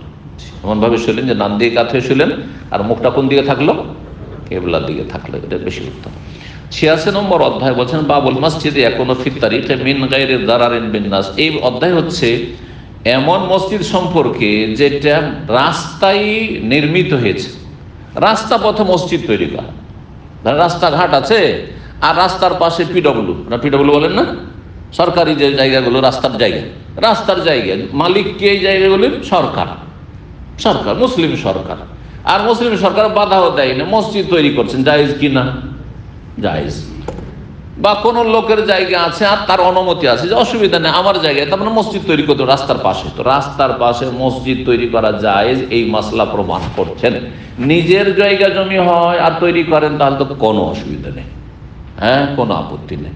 পরের যদি জায়গা হয় তাহলে অনুমতি থাকতে হবে। কি থাকতে হবে? অনুমতি থাকবে। বিনা অনুমতিতে যদি অনুমতি না দেয় তাহলে পরের জায়গায় মসজিদ তৈরি করা জায়েজ নয়। কিন্তু একটি মসলা এখানে জেনে রাখেন, আমাদের দেশের আলেমরা অনেকেই ফতোয়া দিতে বাড়াবাড়ি করে। যদি কোনো ব্যক্তি বা কোনো একটা পরিবার একটা জায়গা দান করে দিয়েছে, অনেক জায়গায় এরকম ঝামেলাগুলো হয়, দান করেছে কিন্তু ওরা বলছে ঠিক আছে ওয়াকফ করেছো তো লিখে দাও, যে আমরা লিখে দেবো না, আমরা লিখে দেবো না, তবে তোমরা মসজিদ করো, মাদ্রাসা করো, অসুবিধা নেই। বলছেন না না, তাহলে মসজিদে নামাজ পড়ো। মসজিদ ভেঙে গেছে আর এক মসজিদ তৈরি করেছে, এত বাড়াবাড়ি করে। বলছি যতক্ষণ লেখে না দেবে ওই মসজিদে নামাজ পড়বো না। এর দলিল কোথায়? কোনো দলিল নেই। এই জমি রেজিস্ট্রেশন করা, লেখা পড়া করা, এইগুলো তো পরে শুরু হইলো। কেনা বাচ্চা আগে কিভাবে হইতো? হ্যাঁ, বিয়ে শাদী কিভাবে হইতো? আমাদের বিয়ে এগুলো কিভাবে হয়েছে? রেজিস্ট্রেশন হয়েছে, মৌখিক বিয়ে, ইজাব কবুল খালাস, শেষ। কোনো লেখাপড়া ছিল না। বিদেশে আসতে হবে ফ্যামিলি নিয়ে, তখন কাগজপত্র একটা দেখাইতে হবে, ভিসা লাগাবে, তখন এগুলো কাগজ তখন বের করলাম না। এইটা তো 30 বছর 35 বছর আগের কথা বলছি আপনাদেরকে, কথা বোঝা গেছে? তাহলে জমি লেখাপড়াও এইরকমই পরে শুরু হয়েছে। নবী সাল্লাল্লাহু আলাইহি ওয়াসাল্লামের জমি লেখাপড়া ছিল যে কাগজপত্র করতে হবে, অমুকের নাম থেকে অমুকের নামে রেজিস্ট্রেশন করা হবে, ছিল নাকি? ছিল না, মৌখিক। এই জমি তোমার কাছে টাকা নিলাম, জমি তোমার, ব্যাস হয়ে গেল। সুতরাং জমি লিখে দেবে তাহলে মসজিদ তৈরি করবে, না হলে করবেন না, এ কথা ঠিক নয়। তবে হ্যাঁ, এটা বলবো যে যেহেতু আজকাল লেখাপড়ার জামানা, কি জানি হইতে পারে আপনি মৌখিক দান করলেন, ওয়াকফ করলেন, আপনার ছেলে মেয়েরা পরে অস্বীকার করলো, বেঈমানি করে নিল, হতে পারে দাবি করে বসলো, লোভ হয়ে যেতে পারে, জমি জায়গার দাম বাড়ছে, সুতরাং লিখে দিতে, আল্লাহর সন্তুষ্টির জন্য যখন দান করে দিয়েছেন তো লিখে দিবেন, অসুবিধা কি, আপত্তি কোথায়? এটা আলাদা কথা যে যারা দান করছে তাদেরকে লিখে দিতে বলবো, কিন্তু কেউ লিখে না দিলে তাদের মসজিদে নামাজ পড়বো না, নামাজ হবে না, এই ফতোয়াবাজি, এগুলো বাড়াবাড়ি। আল্লাহ যেন বোঝার তৌফিক দান করেন। তো ইমাম বুখারী রাহিমাহুল্লাহ এই মাসলাগুলি যেন ইঙ্গিত করছেন, এমন মসজিদ এখনো ফির তারিখ রাস্তায় তৈরি হয়েছে, রাস্তা সরকারের জায়গায় অথবা পাবলিকের জায়গায় এমনি রাস্তা আছে, রাস্তার পাশে মসজিদ, ছোট্ট একটা মসজিদ তৈরি করে দিয়েছে, ওয়াক্তে মসজিদ, অথবা বড় মসজিদ তৈরি হয়ে গেছে। জি, এখানে তো রাস্তার পাশে মসজিদ কম পাবেন আপনি সৌদি আরবে, কারণ রাস্তার পাশে জায়গা যে আল্লাহ যে কোনো কারণে হোক না কেন মহল্লার ভিতরে মসজিদ বেশি, যেটা মানে লক্ষণীয়। কিন্তু দুবাই আমি যাই, শারজা যাই, দুবাই বিশেষ করে শারজা মসজিদের শহর, যেমন বাংলাদেশে ঢাকা হচ্ছে মসজিদের শহর। ঢাকাকে কি বলা হয় জানেন? মসজিদের শহর বলা হয়। ঠিকই তেমনি এই আরব আমিরাতে শারজা হচ্ছে মসজিদের শহর। আর এত সুন্দর সুন্দর মসজিদ তৈরি করা আছে, আর মহল্লার ভিতরে আপনাকে গলিতে ঢুকতে হবে না, আপনি হাইওয়ে দিয়ে চলছেন, বিশাল বিশাল মেনারা সহ মসজিদ দেখতে পাচ্ছেন। রাস্তার পাশে বিশাল পার্ক আছে, পার্কিং করেন, মসজিদ সালাত পড়েন, মনটা ভরে যাবে। আলহামদুলিল্লাহ, জাযাকুমুল্লাহ খাইর। তো রাস্তার পাশে মসজিদ তৈরি করা জায়েজ মিন গায়রি দারারিল বিন্নাস, কিন্তু একটি শর্ত আছে, তাতে জনগণের যেন ক্ষয়ক্ষতি না হয়, জনগণের অসুবিধা না হয়। রাস্তার উপরে এমন জায়গায় মসজিদ করে দিয়েছেন যে মানুষের চলাচলে ভিড় শুরু হয়ে গেছে, রাস্তার উপরে মসজিদ না, জায়েজ নয়, তাহলে করবেন না, মানুষের যেন কষ্ট না হয়। ওয়াবিহি কাল হাসান, এ কথা ইমাম হাসান বাসরি রাহিমাহুল্লাহ প্রখ্যাত তাবেঈ বলেছেন, আইয়ুব সখতিয়ানি তাবেঈ বলেছেন রাহিমাহুল্লাহ, ইমাম মালিক বিন আনাস যে ইমাম প্রখ্যাত ইমাম তিনি বলেছেন, জি রাহিমাহুমুল্লাহ জামিয়ান। 476 নম্বর হাদিস, বর্ণনাকারী মা আয়েশা রাদিয়াল্লাহু তাআলা আনহা জাওজান নবী আন্না আয়েশা জাওজান নবী সাল্লাল্লাহু আলাইহি ওয়াসাল্লাম قالت, মা আয়েশা রাদিয়াল্লাহু তাআলা আনহা নবী সাল্লাল্লাহু আলাইহি ওয়াসাল্লাম সহধর্মিণী, তিনি বলছেন, ছোট্ট ছিলেন তিনি যখন তার আব্বা ইসলাম গ্রহণ করে, মক্কায় প্রথম ইসলাম গ্রহণ করেছেন, একবারে ছোট ছিলেন, তিনি বলছেন, লাম আকিল আবাওয়াইয়া ইল্লা ওয়া হুমা ইয়াদিনানিদ দ্বীন, আমি আমার মাতা পিতাকে যখন থেকে আমি দেখেছি, মানে বুঝতে শিখেছি এটা আমার আব্বা আম্মা, তখন বুঝে, হ্যাঁ 3-4 বছর বয়স হলে, তার আগে তো অত বুঝে না, জানে বাপ আব্বা আম্মা করতে মুখ ফুটেছে। তো যখন থেকে আমি বুঝতে শিখেছি যে আব্বা আম্মা, তো তখন থেকে দেখি ওয়াহুমা ইয়াদিনানিদ দ্বীন, তারা উভয় আমার আম্মা আব্বা দুজনেই দ্বীনের অনুগত ছিলেন, মানে মুসলিম ছিলেন। তিনি জন্মসূত্রে কি পেয়েছেন? ইসলাম গ্রহণ করেননি। অধিকাংশ সাহাবা কেরামরা কি করেছেন? অমুসলিম ছিলেন, কাফের ছিলেন, তারপর ইসলাম গ্রহণ করেছেন। কিন্তু মা আয়েশা রাদিয়াল্লাহু তাআলা আনহা জন্মসূত্রে কি পেয়েছেন? ইসলাম পেয়েছেন। যখনই চোখ খুলেছে আর বুঝতে শিখেছে, দেখছেন যে বাপ মা আমার মুসলিম, বাপ মা আমার মুসলিম রাদিয়াল্লাহু তাআলা ওয়ারদাহা ওয়া নাবিহা ওয়া নাবিহা। তো এই কথাই বলছেন, আল্লাহু আকবার। এটা কিন্তু একটা বৈশিষ্ট্য, বাপ মা উভয় মুসলিম কারো আর আরেকজন আছে বাপ মা মুসলিম না, হ্যাঁ সে ইসলাম গ্রহণ করেছে। এটা বৈশিষ্ট্য যে আমার বাপ মা জন্মসূত্রে মুসলিম, কিন্তু জন্মসূত্রে মুসলিম, এই ইসলামটাকে রক্ষা করলে এই ফজিলত হাসিল হবে। রক্ষা যদি না করে, 15 বছর বয়স হলে এখন আর ওই যে বাই চান্স সে বাপ মা মুসলিম পেয়েছে ওইটা আর কাজ আসবে না, এখন বাই চয়েস আসতে হবে, এখতিয়ার করতে হবে যে ইম্মা শাকিরা ওয়া ইম্মা কাফুরা। 5 ওয়াক্ত সালাত আদায় করে শুকরিয়া আদায় করো, আর না হলে বেনামাজি হয়ে কাফের হয়ে যাও, সোজা কথা। বোঝা গেছে? জি, তো এটার ফজিলত আছে। এই জন্য সাহাবায়ে কেরামদের মধ্যে ধরেন হাসান হোসেন রাদিয়াল্লাহু তাআলা আনহুমা, তাদের বিভিন্ন ফজিলতের মধ্যে একটি ফজিলত হচ্ছে যে তারা জন্মসূত্রে মুসলিম। কিন্তু আলী রাদিয়াল্লাহু তাআলা আনহু, তার বাবা জন্মসূত্রে মুসলিম না, ইসলাম গ্রহণ করেছেন পরে। জি, তো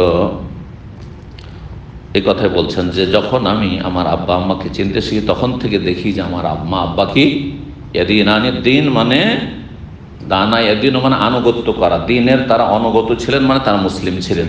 ওয়ালাম ইয়ামুর আলাইনা ইয়াউমুন ইল্লা ওয়া ইয়াতিনা ফিহি রাসূলুল্লাহ সাল্লাল্লাহু আলাইহি ওয়াসাল্লাম, এমন কোনো দিন পার হইতো না যেই দিনে আমাদের বাড়িতে রাসূলুল্লাহ সাল্লাল্লাহু আলাইহি ওয়াসাল্লাম তশরিফ নিয়ে আসতেন না। আল্লাহ, ছোট কচি মেয়ে, 4 বছর 5 বছর 6 বছর, তখন থেকে মনে আছে প্রতিদিন সকালে না হয় বিকেলে কোনোদিন দুপুরে রাসূলুল্লাহ দিনে একবার কমপক্ষে আমাদের বাড়িতে আসবেন।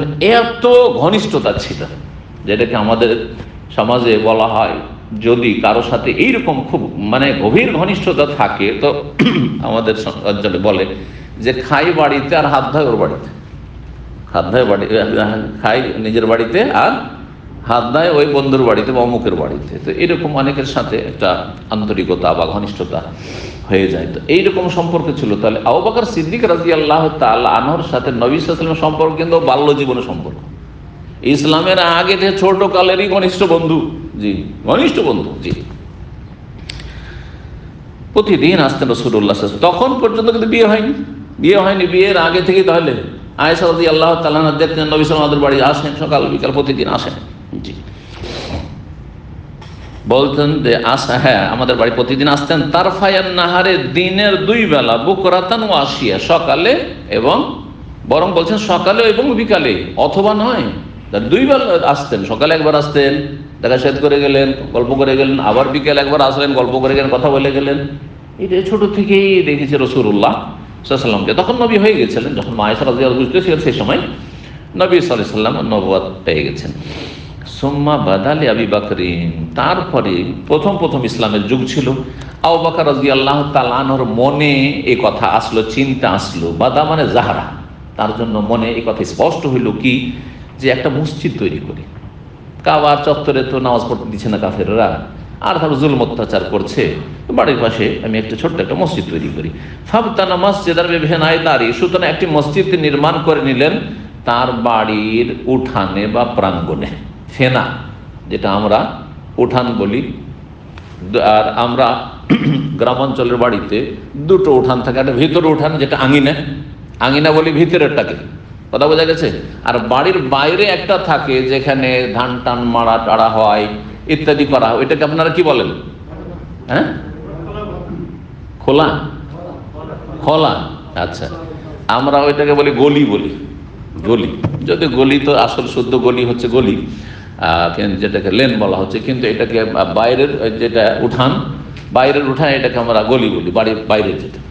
তো সেখানে বাড়ির বাইরে নিজের উঠানে কি করলেন, একটি মসজিদ তৈরি করে নিলেন। ফাকান ইউসাল্লি ফি, তাতেই সালাত আদায় করতেন। ওয়ায়াকরাউল কোরআন, কোরআন তিলাওয়াত করতে থাকতেন দীর্ঘ সময় ধরে।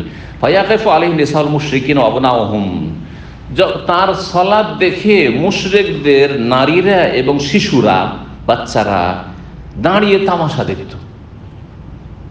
নতুন কিছু দেখলে তামাশা স্বাভাবিক দেখবে। আজকাল ইউরোপ আমেরিকার কিছু দৃশ্য আজকাল সোশ্যাল মিডিয়াতে দেখবেন যে একটা লোক এক জায়গায় নামাজ শুরু করে দিয়েছে, আর কিছু মহিলারা পার্কে বা পুরুষরা এসে এইবার তাকিয়ে দেখছে, ভিডিও করছে, আরে কি রে, জীবনে দেখিনি, তাই না? জি হ্যাঁ, মুসলিম দেশে এটা হয় না, কিন্তু অমুসলিম দেশে যেখানে একেবারে মুসলিম সংখ্যালঘু সেখানে এরকমটা হয়ে থাকে। তো তাই ছিল অবস্থা, মক্কার অবস্থা এক সময়। তো সবাই অবাক হয়ে দেখতো, তারা ইয়াজাবুনা মিনহু ওয়া ইয়ানজুরুনা ইলাইহি, তারা তাকাতে থাকতো, তামাশা দেখতে থাকতো, আর তারা আশ্চর্য হতে থাকতো, কি করছে রে, এবার দাঁড়াইছে, এবার ঝুঁকছে, এবার দাঁড়াইছে, আবার সিজদায় পড়ে যাচ্ছে, কি করছে, জীবনে দেখেনি। আর এটাতে প্রভাবিত হইতো। শুধু তাই না, দেখে তাদেরকে চমৎকৃত করতো, খুব মজা লাগতো, আর অনেক ইসলাম গ্রহণ করতো। ওইদিকে স্বামী কট্টর কাফের, আর ওর বিবি এদিকে ইসলাম গ্রহণ করে নিচ্ছে। বাপ কট্টর কাফের দুশ্মন, আবু বকরের দুশ্মন, রাসূলের দুশ্মন, আর ছেলে পোলা পান্ডা, এরা দেখে মজা লেগেছে, এত সুন্দর দৃশ্য, ও মুসলমান হয়ে গেছে। এইরকমটা ঘরে ঘরে ইসলাম ছড়িয়ে পড়তো এইভাবে। তো এতে কি হলো, কাফেররা উদ্বিগ্ন হইল। বলছেন ওয়াকান আবু বকরিন রাজুলান বাক্কাআন, আবু বকর রাদিয়াল্লাহু তাআলা আনহু অত্যন্ত কোমল হৃদয়ের মানুষ ছিলেন। কোমল মানে বুঝেন কেউ? কোমল মানে নরম, আর কমল মানে না পদ্ম ফুল। কমল কমল পদ্ম ফুল, আর ওকার যখন দিবেন কি হবে, নরম, কমল। জি, কোমলমতি, জি কোমলমতি কয় ওখানে। তো এখানে কোমল হৃদয়ের বাক্কা মানে কোরআন তেলাওয়াত করতে লাগলে কাঁদতে শুরু করতেন, এত অন্তটা নরম ছিল, যেমনই তেলাওয়াত শুরু করতেন তখনই কি করতে লাগতেন, কান্না শুরু করে দিতেন। বাক্কার অত্যন্ত কান্নাকারী মানুষ ছিলেন, মানে কোমল হৃদয়ের মানুষ ছিলেন। লা ইয়ামলিকু আইনাইহি, নিজের চোখকে সামলে রাখতে পারতেন না, থামতে পারতেন না কান্না। আল্লাহু আকবার।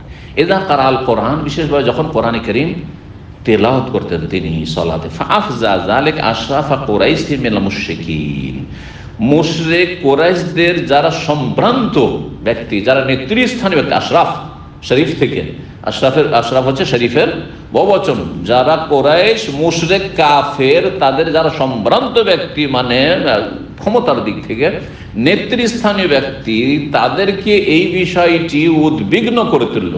আফজা ইউফজা মানে হচ্ছে উদ্বিগ্ন করে তোলা, পেরেশান করে ছাড়লো যে কি হবে রে, আরে তো ধীরে ধীরে আমাদের বাচ্চারা সব মুসলিম হয়ে যাবে এইভাবে দেখেই, আর এই আমাদের মহিলারা বাড়িতে পালিয়ে যাবে এইভাবে, হ্যাঁ কি শুরু করলো। তো আবু বকর সিদ্দিক রাদিয়াল্লাহু তাআলা আনহু রাস্তার পাশে নিজের বাড়ির উঠানে কি করেছিলেন, মসজিদ তৈরি করেছিলেন। এটি হচ্ছে এই অধ্যায়ের সাথে সম্পর্ক। কারো ক্ষতি হয়নি, এতে মানুষের রাস্তা চলাচলে কোনো অসুবিধা হয় না, সুতরাং কোনো অসুবিধা নেই। 87 নম্বর অধ্যায় বলছে বাবু সলাত ফি মসজিদিস সুক। এই অধ্যায় হচ্ছে সলাত আদায় করা বাজারের মসজিদে।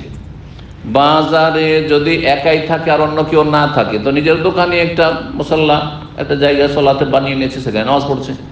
আর যদি বেশ কিছু লোক থাকে, সেখানে বাজার হাটে একটা মসজিদ বানিয়ে নিল, তো এর বৈধতা প্রমাণ করছেন ইমাম বুখারী রাহিমাহুল্লাহ তাআলা। বলছেন ওয়াসাল্লা ইবনু আউনিন ফি মসজিদিন ফি দারিন ইউগলাকু আলাইহিমুল বাব। বলছে ইমাম ইবনে আউন রাহিমাহুল্লাহ তাআলা এক মসজিদে সালাত আদায় করতেন, ফি দারিন নিজের বাড়িতে, মানে নিজের বাড়ির প্রাঙ্গণে, ইউগলাকু আলাইহিমুল বাব এবং তাদের সামনে দরজা বন্ধ করে নিতেন, মানে নিজের দোকানে, বাজার ছিল, সেখানে দোকান ছিল, সেখানে দরজা বন্ধ করে তিনি একাই যেহেতু সালাত আদায় করতেন, নফল সালাত, হয়তো মসজিদ হয়তো কাছে ছিল না, কাছে মসজিদ থাকলে জামাতে যাবেন।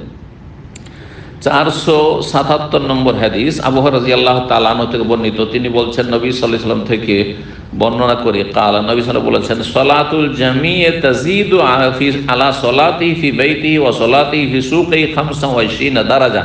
সালাতুল জামিয়ে মানে সালাতুল জামাতি, জামাত আর জামি, হ্যাঁ, তো এই অর্থে জামি মানে সকল, সবাই, কিন্তু এখানে জামাতের অর্থে রয়েছে জামাতের সলাত, তাজিদু আলা সলাতি ফি বাইতি, বাড়িতে সলাতের তুলনায়, এবং ওয়াসলাতি ফি সুকি, বাজারে একাকী দোকানপাটে সলাত আদায়ের তুলনায়, তাজিদ মানে বেশি ফজিলত রাখে, হ্যাঁ কতটা, 25 দারাজা, 25 গুণ বেশি ফজিলত রাখে। এই হাদিস আসলো 25 গুণ, আর অন্য কোন হাদিস আছে 27 গুণের হাদিস রয়েছে।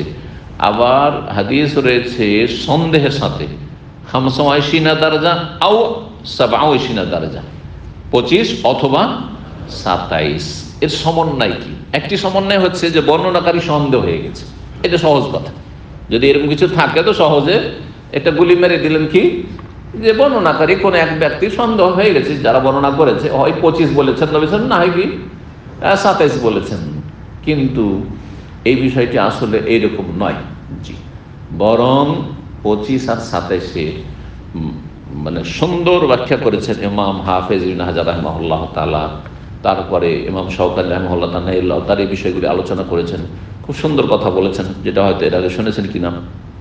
বলেছেন যে 25 গুণ ফজিলত সিররি নামাজে, দিনের যে সালাতগুলি তাতে 25 গুণ ফজিলত পাবে। বাড়িতে কেউ পড়লো, একা কোনো দোকানপাটে পড়লো বা মাঠে ঘাটে পড়লো, আর আরেকজন মসজিদে জামাতে পড়লো দিনের, জোহরের, আসরের, তাহলে কত গুণ পাবে?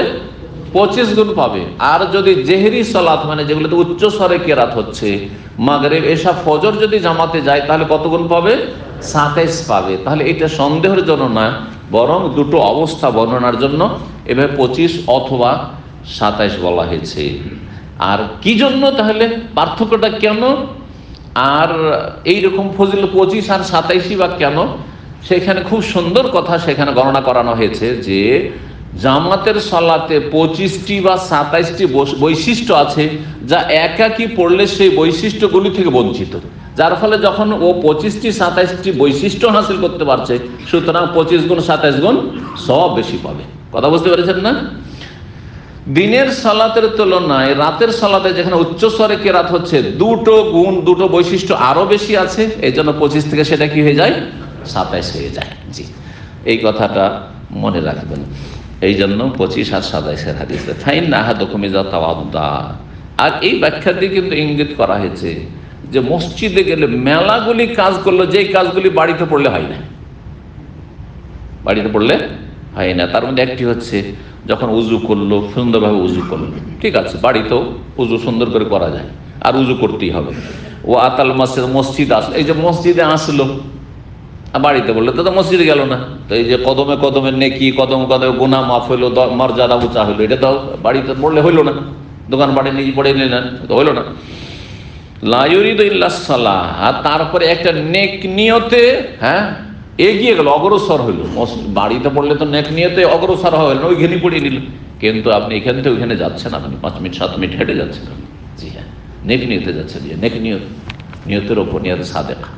এছাড়া বহু দিক রয়েছে। মসজিদে গেলে কত লোকের সাথে সালাম দেওয়া হলো, দেখা সাক্ষাৎ হইলো, অসুস্থ ব্যক্তির ইয়াদাতুল মারিজ হয়ে গেল, হক আদায় করা হইলো, কারো কেউ আপনজন মারা গেছে, তাকে তাজিয়ত সান্ত্বনা দেওয়া হয়ে গেল, যেই কাজগুলি বাড়িতে থাকলে মোটেই হইতো না।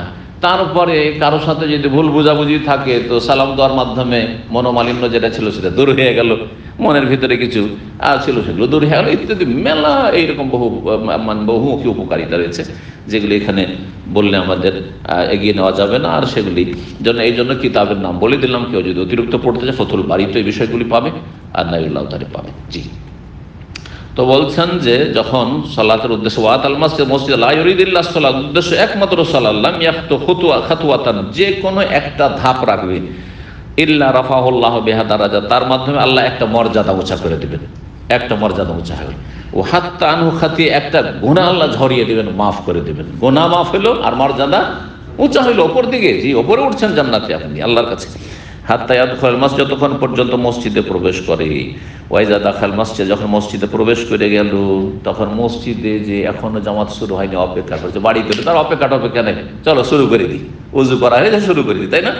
তো এই যে এই বৈশিষ্ট্য পেল, বলছেন যে কানাফি সলাতের, মসজিদে প্রবেশ করে সে সলাতের অবস্থায় যেন রয়েছে, মা কানাত তাহবেশ, যতক্ষণ পর্যন্ত সলাত তাকে বাধাগ্রস্ত করে রাখবে, ধরে রাখবে, কারণ সলাত শুরু হয়নি, অপেক্ষায় আছে, ইন্তজার, অপেক্ষা করছে, তার নেকি পাচ্ছে।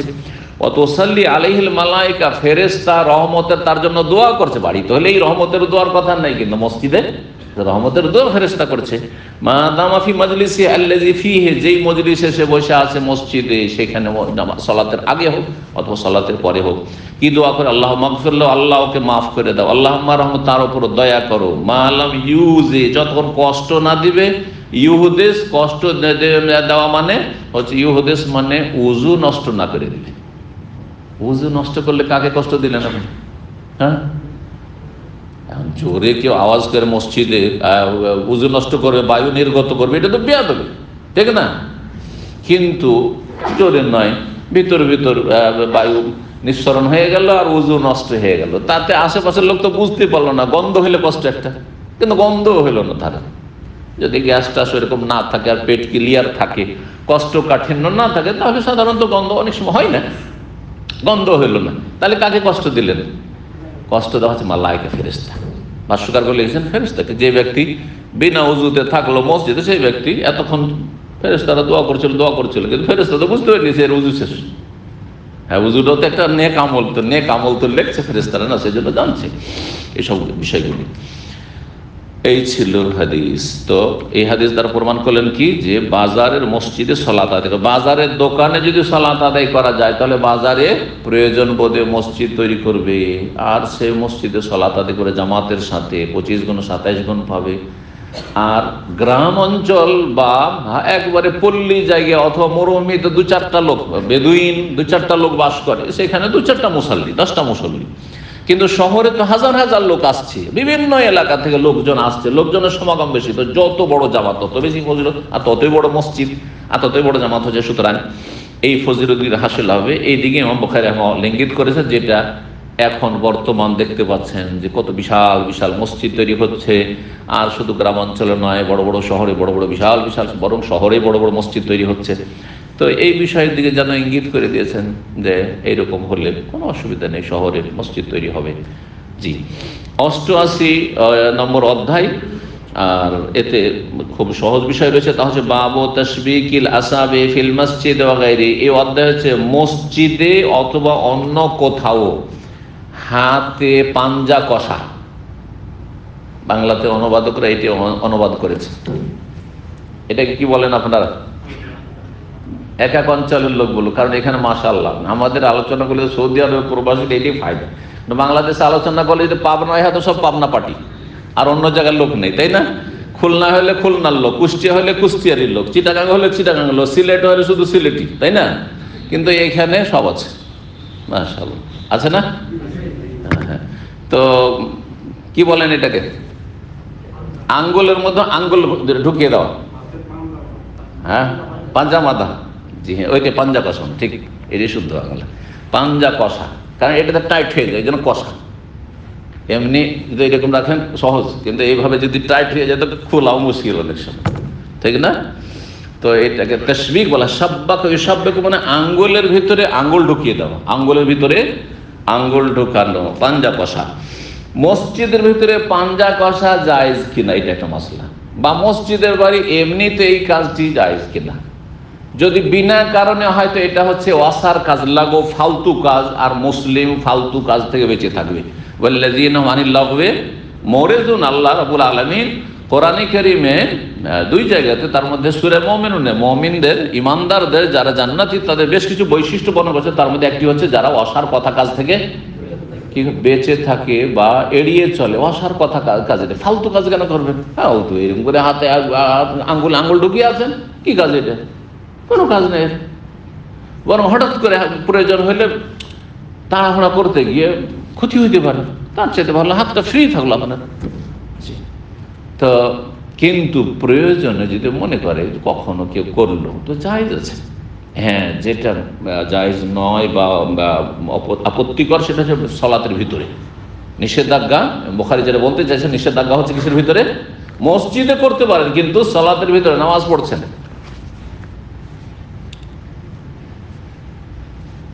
কথা লাগছেন, চলবে না। সালাতের ভিতরে না, সালাতের ভিতরে জায়েজ না। তো মসজিদের ভিতরে জায়েজ, কিন্তু সালাতের ভিতরে না। তো মসজিদে যদি জায়েজ হয় এমনি খারেজের সালাতের বাইরে, তাহলে বাড়ি ঘরে রাস্তাঘাটে কেউ যদি এরকম করে প্রয়োজনে কোনো অসুবিধা নেই, কিন্তু বিনা কারণে বেশি বেশি এটা না করে ভালো, কারণ কাজটা অসা। 478 নম্বর হাদিস এবং 479, এই জন্য বলছেন যে দুইজন বর্ণনা হলো, কালা হাদাসানা হামিদ ইবনে ওমর আন বিশির, কালা হাদাসানা আসিম, কালা হাদাসানা ওয়াকিদ আন আবিহি আর ইবনে ওমর আও ইবনে আমরিন। এই জন্য দুইটা নম্বর দিয়েছেন, হ্যাঁ, হয় ইবনে ওমর থেকে বা আব্দুল্লাহ বিন আমর ইবনে আস থেকে। তাহলে দুটো যদি হয় তাহলে দুটি হাদিসে হলো কালা সাব্বাকান নবী আসহাবে, ও নবী সাল্লাল্লাহু আলাইহি সাল্লাম নিজের আঙ্গুলগুলিতে পাঞ্জা কষেছিলেন। নবী সাল্লাল্লাহু আলাইহি সাল্লাম একবার কি করেছেন বা একাধিকবারও করেছেন, আঙ্গুলের ভিতরে আঙ্গুল ঢুকিয়ে পাঞ্জা কষেছেন, সুতরাং জায়েজ। তো এখানে নেই যে মসজিদে ছিল না বাইরে ছিল, কিন্তু সামনে আসছে যে মসজিদে। 480 নম্বর হাদিস বর্ণনা করছেন, কে বলছেন? আসিম বিন আলী হাদাসানা আসিম বিন মুহাম্মদ সামি'তু হাযাল মিন আবি ফালাম আহফাযুহু ফাকাওয়ামাহু লি ওয়াকিদ, যে আহফাযুহু ফাকাওয়ামাহু লি ওয়াকিদুন আন আবিহি। হাদিসটাতে কিছু ভুল ত্রুটি তার ছিল, তো ঠিক করে দিলেন। বলছেন তাহলে সামি'তু আবি, আমি আমার আব্বা থেকে শুনেছি। ওয়াকিদ বলছেন তার পিতা থেকে বর্ণনা করে। ওয়াহুয়া ইয়াকুল, বলছিলেন, কালা আব্দুল্লাহ, আব্দুল্লাহ মাসউদ রাদিয়াল্লাহু তাআলা বলেছেন, কালা রাসূলুল্লাহ, রাসূল বলেছেন, ইয়া আব্দুল্লাহ বিন আমর, হে আব্দুল্লাহ বিন আমর, কাইফা বিকা ইযা বাকিতা ফি হুসালাতি মিনান নাস, তোমার কি অবস্থা হবে বা তুমি কি করবে যখন তুমি একাই থেকে যাবে ফি হুসালাতি মিনান নাস, অসৎ লোকদের মাঝে। এমন অসৎ লোকের পাল হবে যে অসৎ লোকের সংখ্যা এত বেড়েছে আর সৎ লোক তোমার সমাজে কেউ নেই, একা, জাহান্নাম মনে হবে। বর্তমান অনেক জায়গায় এরকম আছে, অনেক গ্রাম আছে যে আপনি একাই, হয়তো নামাজি একাই, অথবা নামাজি পেলেও সহি নামাজি শুধু একাই, সব বিদাতি নামাজি, সব মিলাদি, সব কেয়ামি, সব মাজারপন্থী। কথা বোঝা গেছে? বা অমুসলিম দেশে সব কাফের, আর তার মাঝে একজন মুসলিম, আর কেউ আশেপাশে কোনো মুসলিম নেই, আল্লাহ হেফাজত করে এরকম জায়গাতে। এরকম জায়গায় বসবাস করাও যায় না, প্রতিকূল জায়গায় যথাসাধ্য চেষ্টা করবে। কিন্তু এরকম পরিস্থিতি যদি তৈরি হয়ে যায়, কোম্পানিতে অনেকে প্রবাস জীবনে যে কত কষ্টে আছেন দিনদার ভাইরা, কোম্পানিতে সব অসৎ, রুমমেট 10 জন, সবটি বেনামাজি, সবটি বেদিন, সবটি পাপিষ্ট, সবটি একবারে নোংরা চরিত্রের, আর একটা মুসল্লি জাহান্নামে থাকছে মনে হচ্ছে রুমের ভিতরে, ঠিক কিনা? এই কথা বলছেন যে কি অবস্থা হবে ওই দিন। এমন একটা সময় আসবে কিয়ামতের লক্ষণ, যেই সময় বাকিটা তুমি একাই থেকে যাবে হোসালাতি মিনান নাস, অসৎ লোকদের মাঝে অসৎ লোক থাকবে শুধু। আল্লাহ হেফাজত করেন আমাদের। 481 নম্বর হাদিস, আবু মুসা আশআরী রাদিয়াল্লাহু তাআলা আনহু বর্ণিত, তিনি বলছেন কালা, নবী সাল্লাল্লাহু আলাইহি ওয়াসাল্লাম বলেছেন, ইন্নাল মুমিনা লিল মুমিনি কাল বুনিয়ান, একজন মুমিন আরেকজন মুমিনের জন্য হচ্ছে একটা ইমারতের মতো, একটা বিল্ডিং এর মতো, পাকা বাড়ির মতো। পাকা বাড়িতে অনেকগুলি ইট লাগানো আছে, একটা ইট আরেকটা ইটকে কি করে? শক্তিশালী করে, জয়েন্ট হয়ে শক্তিশালী করেছে। না হলে সবগুলো যদি ছড়িয়ে ছিটিয়ে থাকতো বিক্ষিপ্ত হয়ে, তো বাড়ি টিকতো না, ভেঙে পড়তো। ইয়াশুদ্দু বাযুহু বাযান, তার একটি অংশ আর একটি অংশকে শক্তিশালী করে। ঠিক মুমিন মুসলিম ওইরকম, একজন মুসলিম আরেকজন মুসলিমকে কি করবে? শক্তিশালী করবে, মজবুত করবে, দুর্বল করবে না, ফাটল ধরাবে না, ভাঙল ধরাবে না, দুশ্মনী করবে না, হিংসা বিদ্বেষ শত্রুতা কলহ বিবাদ করবে না। জি, এটা হচ্ছে মুমিনের বৈশিষ্ট্য। মুমিনকে তুলনা করেছেন একটি এমন পাকা মজবুত বিল্ডিং এর সাথে, যার একটি অংশ আর একটি অংশকে এত মজবুত করে। আগের যুগে যেগুলো প্রাচীন যুগের বাড়ি দেখেছেন, ছোট ছোট চিকন চিকন ইট, আর সুবহানাল্লাহ 500-700 বছর আগের বাড়ি, তারপরে একটা দেয়াল ভেঙে দেখেন, ভাঙতে পারবেন না সহজে, কত মজবুত করে তৈরি করা হয়েছে। মুমিনের সম্পর্কটা যাতে এরকম হয়, এইটা এই হাদিস বলতে গিয়ে নবী সাল্লাল্লাহু আলাইহি ওয়াসাল্লাম কি করলেন? বাস্তবে দেখাচ্ছেন কি করে। অসাব্বাকা সাল্লাল্লাহু আসাবিয়াহু, সেই সময় নবী করিম সাল্লাল্লাহু আলাইহি ওয়াসাল্লাম তার আঙ্গুলে পাঞ্জা কষেছিলেন। এইভাবে মুমিনের সম্পর্কটা এইরকম সম্পর্ক হবে, এইভাবে দেখালে। তাহলে কার্যবশত আপনি পাঞ্জা কষবেন, বিনা কাজে অনেকে বসে থাকে, আপনি একটু এবার একটু কাছাকাছি আছেন তো করে না অনেকে। এটার মানে কি বুঝেন? চিন্তা করা, দুশ্চিন্তা আছেন, কোন একটা চিন্তাতে মগ্ন আছেন। 482 নম্বর হাদিস, আর এটাতে শেষ হবে। জি, ইবনে সিরিন রাহিমাহুল্লাহ তাআলা প্রখ্যাত তাবী বর্ণনা করেছেন আবু হুরায়রা রাদিয়াল্লাহু তাআলা আনহু থেকে, কালা সাল্লা বিনা রাসূলুল্লাহ আমাদেরকে সালাত আদায় করালেন, ইমামতি করলেন। কি সালাত ছিল? ইহদা সালাতাইল আশি, বৈকালের কোন একটি সালাত ছিল, জোহর অথবা, কেন এভাবে বললেন? বর্ণনাকারী সন্দেহ, কোন একজন বর্ণনাকারী সন্দেহ হয়ে গেছে, জোহর অথবা আসর ছিল। জি, কালা ইবনে সিরিন, অন্যের আয়াতে ছিল আসর ছিল, আল্লাহু আ'লাম। কাদ সাম্মাহা, আবু হুরায়রা বলছেন, আবু হুরায়রা রাদিয়াল্লাহু তাআলা আনহু কিন্তু ওই সালাতের ওয়াক্তের নাম উচ্চারণ করেছেন, জোহর অথবা আসর বলেছেন। ওয়ালাকিন নাসিতু আনা, তবে ইবনে সিরিন রাহিমাহুল্লাহ প্রখ্যাত তাবী বলছেন, আমি ভুলে গেছি বলতে কোন রকমের মান সম্মান নিয়ে চিন্তা ভাবনা নেই, যে কি বলবো, এত বড় আমি তাবেঈ, আমি হচ্ছি এত বড় স্বপ্নের বিবরণ দাতা ইবনে সিরিন, আর এত বড় আলেম, আর বলবো যে আমি ভুলে গেছি। এগুলো তো আমাদেরকে শেখানো হয়েছে। আমরা মাঝে মাঝে অনেক কথা পড়েছি, 2-4-10 বছর আগে পড়েছি, আর এর মাঝখানে ওই বিষয়টি নিয়ে কোন রকম পড়াশোনা করিনি, বলতে পারি না। সুতরাং মাসলা জিজ্ঞাসা করেন, ভাই অনেক আগে পড়েছি, ভুলে গেছি, বলতে কোনো আইব আছে? দোষের কথা। কিন্তু আমাদের সমাজও যেমন তেমন আলেম সমাজকে যদি বলে দিই, ভাই আপনি যে মাসলা জিজ্ঞাসা করলেন, ভাই অনেক আগে পড়েছি, ভুলে গেছি, বলছি আরে কি জানে রে, হ্যাঁ মদিনা বাস করেছে, বলছে ভুলে গেছে, এই মাসলা আমার দিতে পারলো না। কথা বুঝছেন না? যেমন সমাজ তেমন সমাজের আলেম ওই রকমই, বলতে যায় না যে আমি ভুলে গেছি অথবা এটার মনে নেই। কিন্তু আমার আরো শেখেরা যাদের কাছে আমি পড়েছি, অনেক শেখ এই মাসলাটা বলছে, হাজা বাইদু আহদিন আন্নি, অনেক আগে পড়েছি, হ্যাঁ ওকাদনে শীত ভুলে গেছি, অথবা মা আতাযাক্কার, মনে নেই ঠিকভাবে, দেখবো তারপরে বলবো, অথবা অমুক কিতাবে আছে আপনি দেখে নিন, ব্যাস। কথা বোঝা গেছে? কোন আইবের কথা নেই।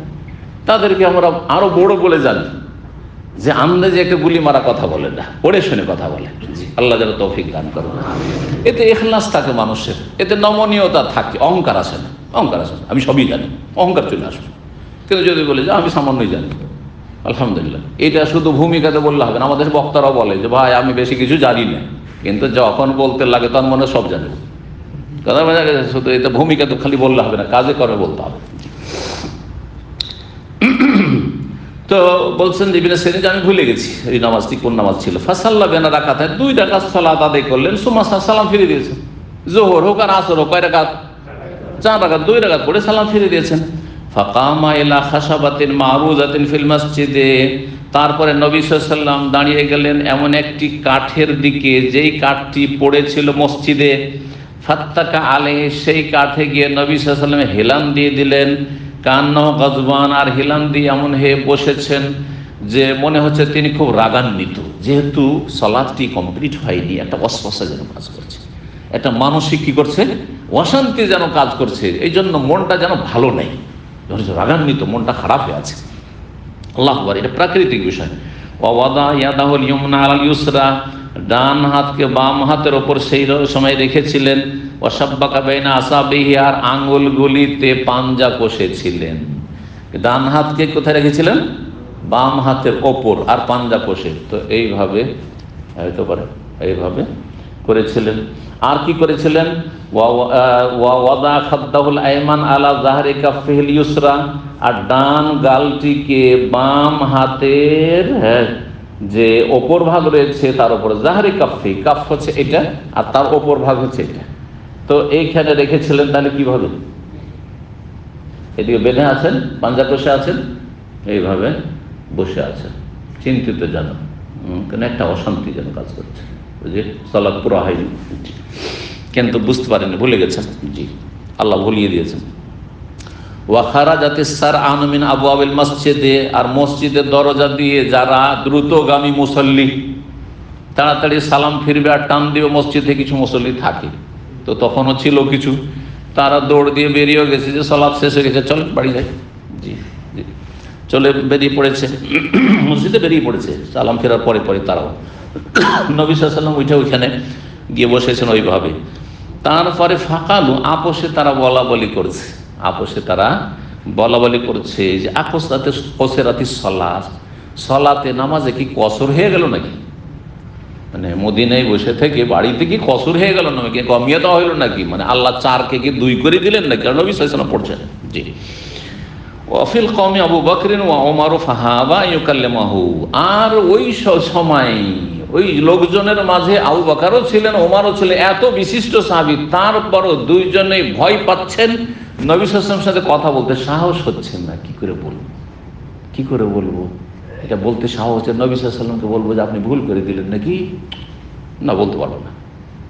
ভুল ধারার একটা সাহস লাগে আদবের ক্ষেত্রে, যেহেতু নবী সাল্লাল্লাহু আলাইহি ওয়াসাল্লাম, এটা সাধারণ কোনো বা বড় মানুষ নয়। তো তারা ভয় পাচ্ছেন কথা বলতে। কিন্তু কিছু কিছু মানুষ থাকে যারা কি থাকে, একটু বেশি সাহসী থাকে, হিম্মতওয়ালা থাকে। তো হিম্মতওয়ালা একজন ছিলেন ওইখানে। বলছেন ওয়াফিল কওমে রাজুলুন ফিয়াদাইহি তুলুন, আর লোকজনের মাঝে এমন এক ব্যক্তি ছিল যার হাতটা একটু দীর্ঘ লম্বা ছিল, লম্বা হাতওয়ালা, আমার চাইতে বেশি হবে, সুডানি হবে। আমার হাতই কিন্তু লম্বা। হাত কয় ইঞ্চির হয়? আমার 19-এর বেশি আছে হাত, 19.5 আছে, মেপে দেখেছি। তো হাত খুব লম্বা ছিল। ইউকারুল্লাহ জুলিয়াদাইন, তাকে বলা হয় 2 হাতওয়ালা, ওই যে নাম পড়ে গেছে। তাহলে বোঝা গেল যে এইরকম নাম ফেলা জায়েজ, যদি সে রাগ না করে।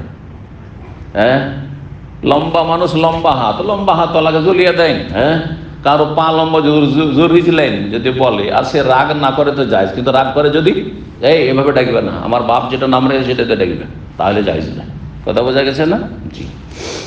তাবেঈদের মধ্যে আরাজ ছিল, ল্যাংড়া বলে ডাকতো, রাগ করেনি, নাম ওই নামে মশহুর হয়ে গেছে, আনিল আরাজ। জি জি। তো ওই ব্যক্তি সাহসী বড় মানুষ, কালে ইয়া রাসূলুল্লাহ, আল্লাহ রাসূল, আনাসিত আম কাসরাতিস সালাহ, আপনি ভুলে গেছেন নাকি সালাতে কসর হয়ে গেল, মানে 2 করে এখন থেকে পড়তে হবে? কাল আল্লাম আনসা ওয়ালাম তুকসার, আমি ভুলিও নি আর কসরও হয়নি, কোনটাই হয়নি, তুমি ভুল বলছো। কিন্তু ওই সাহাবী অন্য রিওয়ায়াত রয়েছে, এখানে নেই, বলছে বালা ওয়াকাদ নাসিতে ইয়া রাসূলুল্লাহ, যখন কসর হয়নি, বলছেন ওহী নাযিল হয়নি, কমানো হয়নি, তাহলে অবশ্যই আপনি ভুলেছেন, অবশ্যই আপনি ভুলে গেছেন ইয়া রাসূলুল্লাহ বলেছেন। তখন নবী সাল্লাল্লাহু আলাইহি ওয়াসাল্লাম কনফার্ম হচ্ছেন অন্যান্যদেরকে, যারা বসে একটু গঞ্জন চলছে, কথাবার্তা চলছে, বলছে আকামা ইয়াকুলু যুল ইয়াদাইন, এই দুই হাতওয়ালা যা বলছে, লম্বা হাতওয়ালা যা বলছে, কথাটা কি ঠিক? ফাকালু নাম, হ্যাঁ ঠিক ইয়া রাসূলুল্লাহ। ফাতাকাদ্দামা, নবী সাল্লাল্লাহু আলাইহি ওয়াসাল্লাম আগে বাড়লেন মসজিদে, ফাসাল্লা মা তারাকা, যে অবশিষ্ট 2 রাকাত ছিল তা সালাত আদায় করলেন, সুম্মা সাল্লামা, তারপরে সালাম ফিরিয়ে দিলেন, সালাম ফিরিয়ে দিলেন, সহসিদ্ধ এখনো করলেন না, কারণ 2 রাকাত পড়ে যে আত্তাহিয়াতে বসে একবারে পুরোটা পড়ে নিয়ে সালাম ফিরেছেন, ওখানেই তো একটু বেড়ে গেছে, সালাম ফিরাটা কি হয়ে গেছে? অতিরিক্ত হয়ে গেছে। যখন অতিরিক্ত হয়ে গেছে, সুতরাং এতে আবার যদি সালাম ফিরার আগে সহসিদ্ধা করেন তো আরো অতিরিক্ত, তো অতিরিক্ত হয়ে যাবে, কথাটা বুঝবে ভালো করে। যার ফলে কি করলেন, সালাম ফিরার পরে সহসিদ্ধা করলেন, সালাম ফিরার পরে সহসিদ্ধা। কিন্তু সলাতে যদি ঘাটতি হয়, সলাতে প্রথম তাশাহুদ ছুটে গেছে, 2 রাকাত পড়ে উঠে গেছিলেন, তাহলে এখানে ঘাটতি হয়েছে, তখন উত্তম হচ্ছে কি করা, হ্যাঁ কাবলা সালাম, যেহেতু ঘাটতি অলরেডি আছে, সুতরাং ঘাটতি পূরণের জন্য সালামের আগেই সহসিজদা 2টো করবেন। আর 2 সালামের মাঝখানে সহসিজদা হানাফি মাযহাব এর কোনো দলিল খুঁজে পাওয়া যায় না, দলিল খুঁজে পাওয়া যায় না। তো নবী সাল্লাল্লাহু আলাইহি ওয়াসাল্লাম সালাত পুরা করলেন আর তারপরে সালাম ফিরলেন, সুম্মা কাব্বারা, সালাম, আসসালামু আলাইকুম ওয়া রাহমাতুল্লাহ, আসসালামু আলাইকুম ওয়া রাহমাতুল্লাহ, আল্লাহু আকবার, ফের তাকবীর দিলেন, ওয়াসাজাদা মিসলা সুজুদি আতওয়াল, তারপরে আগের মতো সিজদা করলেন বা ওর চাইতে দীর্ঘায়িত সিজদা করলেন, সুম্মা রাফা রাসাহু, তারপর মাথা উঠালেন, তাকবীর বললেন, সুম্মা কাব্বারা, তারপর তাকবীর বললেন, আর এক দ্বিতীয় সিজদা করলেন, আগের মতোই সিজদা অথবা তার চাইতে লম্বা, সুম্মা রাফা রাসাহু, তারপর মাথা উঠালেন, তাকবীর বললেন, ফারুব্বামা সাআলুহু, তারপরে জিজ্ঞেস করছেন বর্ণনাকারী যে সালাম ফিরলেন কিনা, এই যে সহসিজদা করলেন তারপরে আবার সালাম ফিরলেন কিনা জিজ্ঞাসা করছেন নবী সাল্লাল্লাহু আলাইহি ওয়াসাল্লাম, একজন বর্ণনাকারী আরেকজনকে জিজ্ঞেস করছেন, সুম্মা কালো ফায়াকুলু, তো উত্তরে বলছেন 90 তো আমাকে জানানো হয়েছে, কে বলছেন? ইমরান বিন হুসাইনের কাছে শুনেছেন তিনি, তার মানে কোন একজন বর্ণনাকারী হবে যিনি তাবেঈ, ইমরান বিন হুসাইন সাহাবী থেকে শুনেছেন। 90 তো আমাকে বলা হয়েছে আন্না ইমরান বিন হুসাইন কাল, ইমরান বিন হুসাইন রাদিয়াল্লাহু তাআলা যখন এই হাদিস বর্ণনা করেন তখন বলেছেন সুম্মা সাল্লামা, শেষখানে সালামও ফিরেছেন, শেষখানে সালাম ফিরেছেন। তো কয়বার সালাম হইল? একবার সালাম হইল 2 রাকাত পড়ে, আর তারপরে সহসিজদা 2টো হইল, আর তারপরে সালাম হলো, তাশাহুদ হইল, আত্তাহিয়াত পড়েছেন, দরুদ পড়েছেন। কিন্তু হানাফি মাযহাব এখানে ভিন্ন মত পোষণ করে জয়ীফ হাদিসের ভিত্তিতে, সেখানে তারা কি করে, তারপরে তাশাহুদ পড়বে, দরুদ পড়বে, দোয়া মাসুরা পড়বে, তারপরে সালাম ফিরবে না, শুধু সালাম রয়েছে, এখানে তাশাহুদ নেই। এখানে আজকের আলোচনা শেষ করছি। ওয়া সাল্লাল্লাহু সাল্লাম আলা নবিয়িনা মুহাম্মদ ওয়া আলা আলিহি ওয়া সাহবিহি আজমাইন।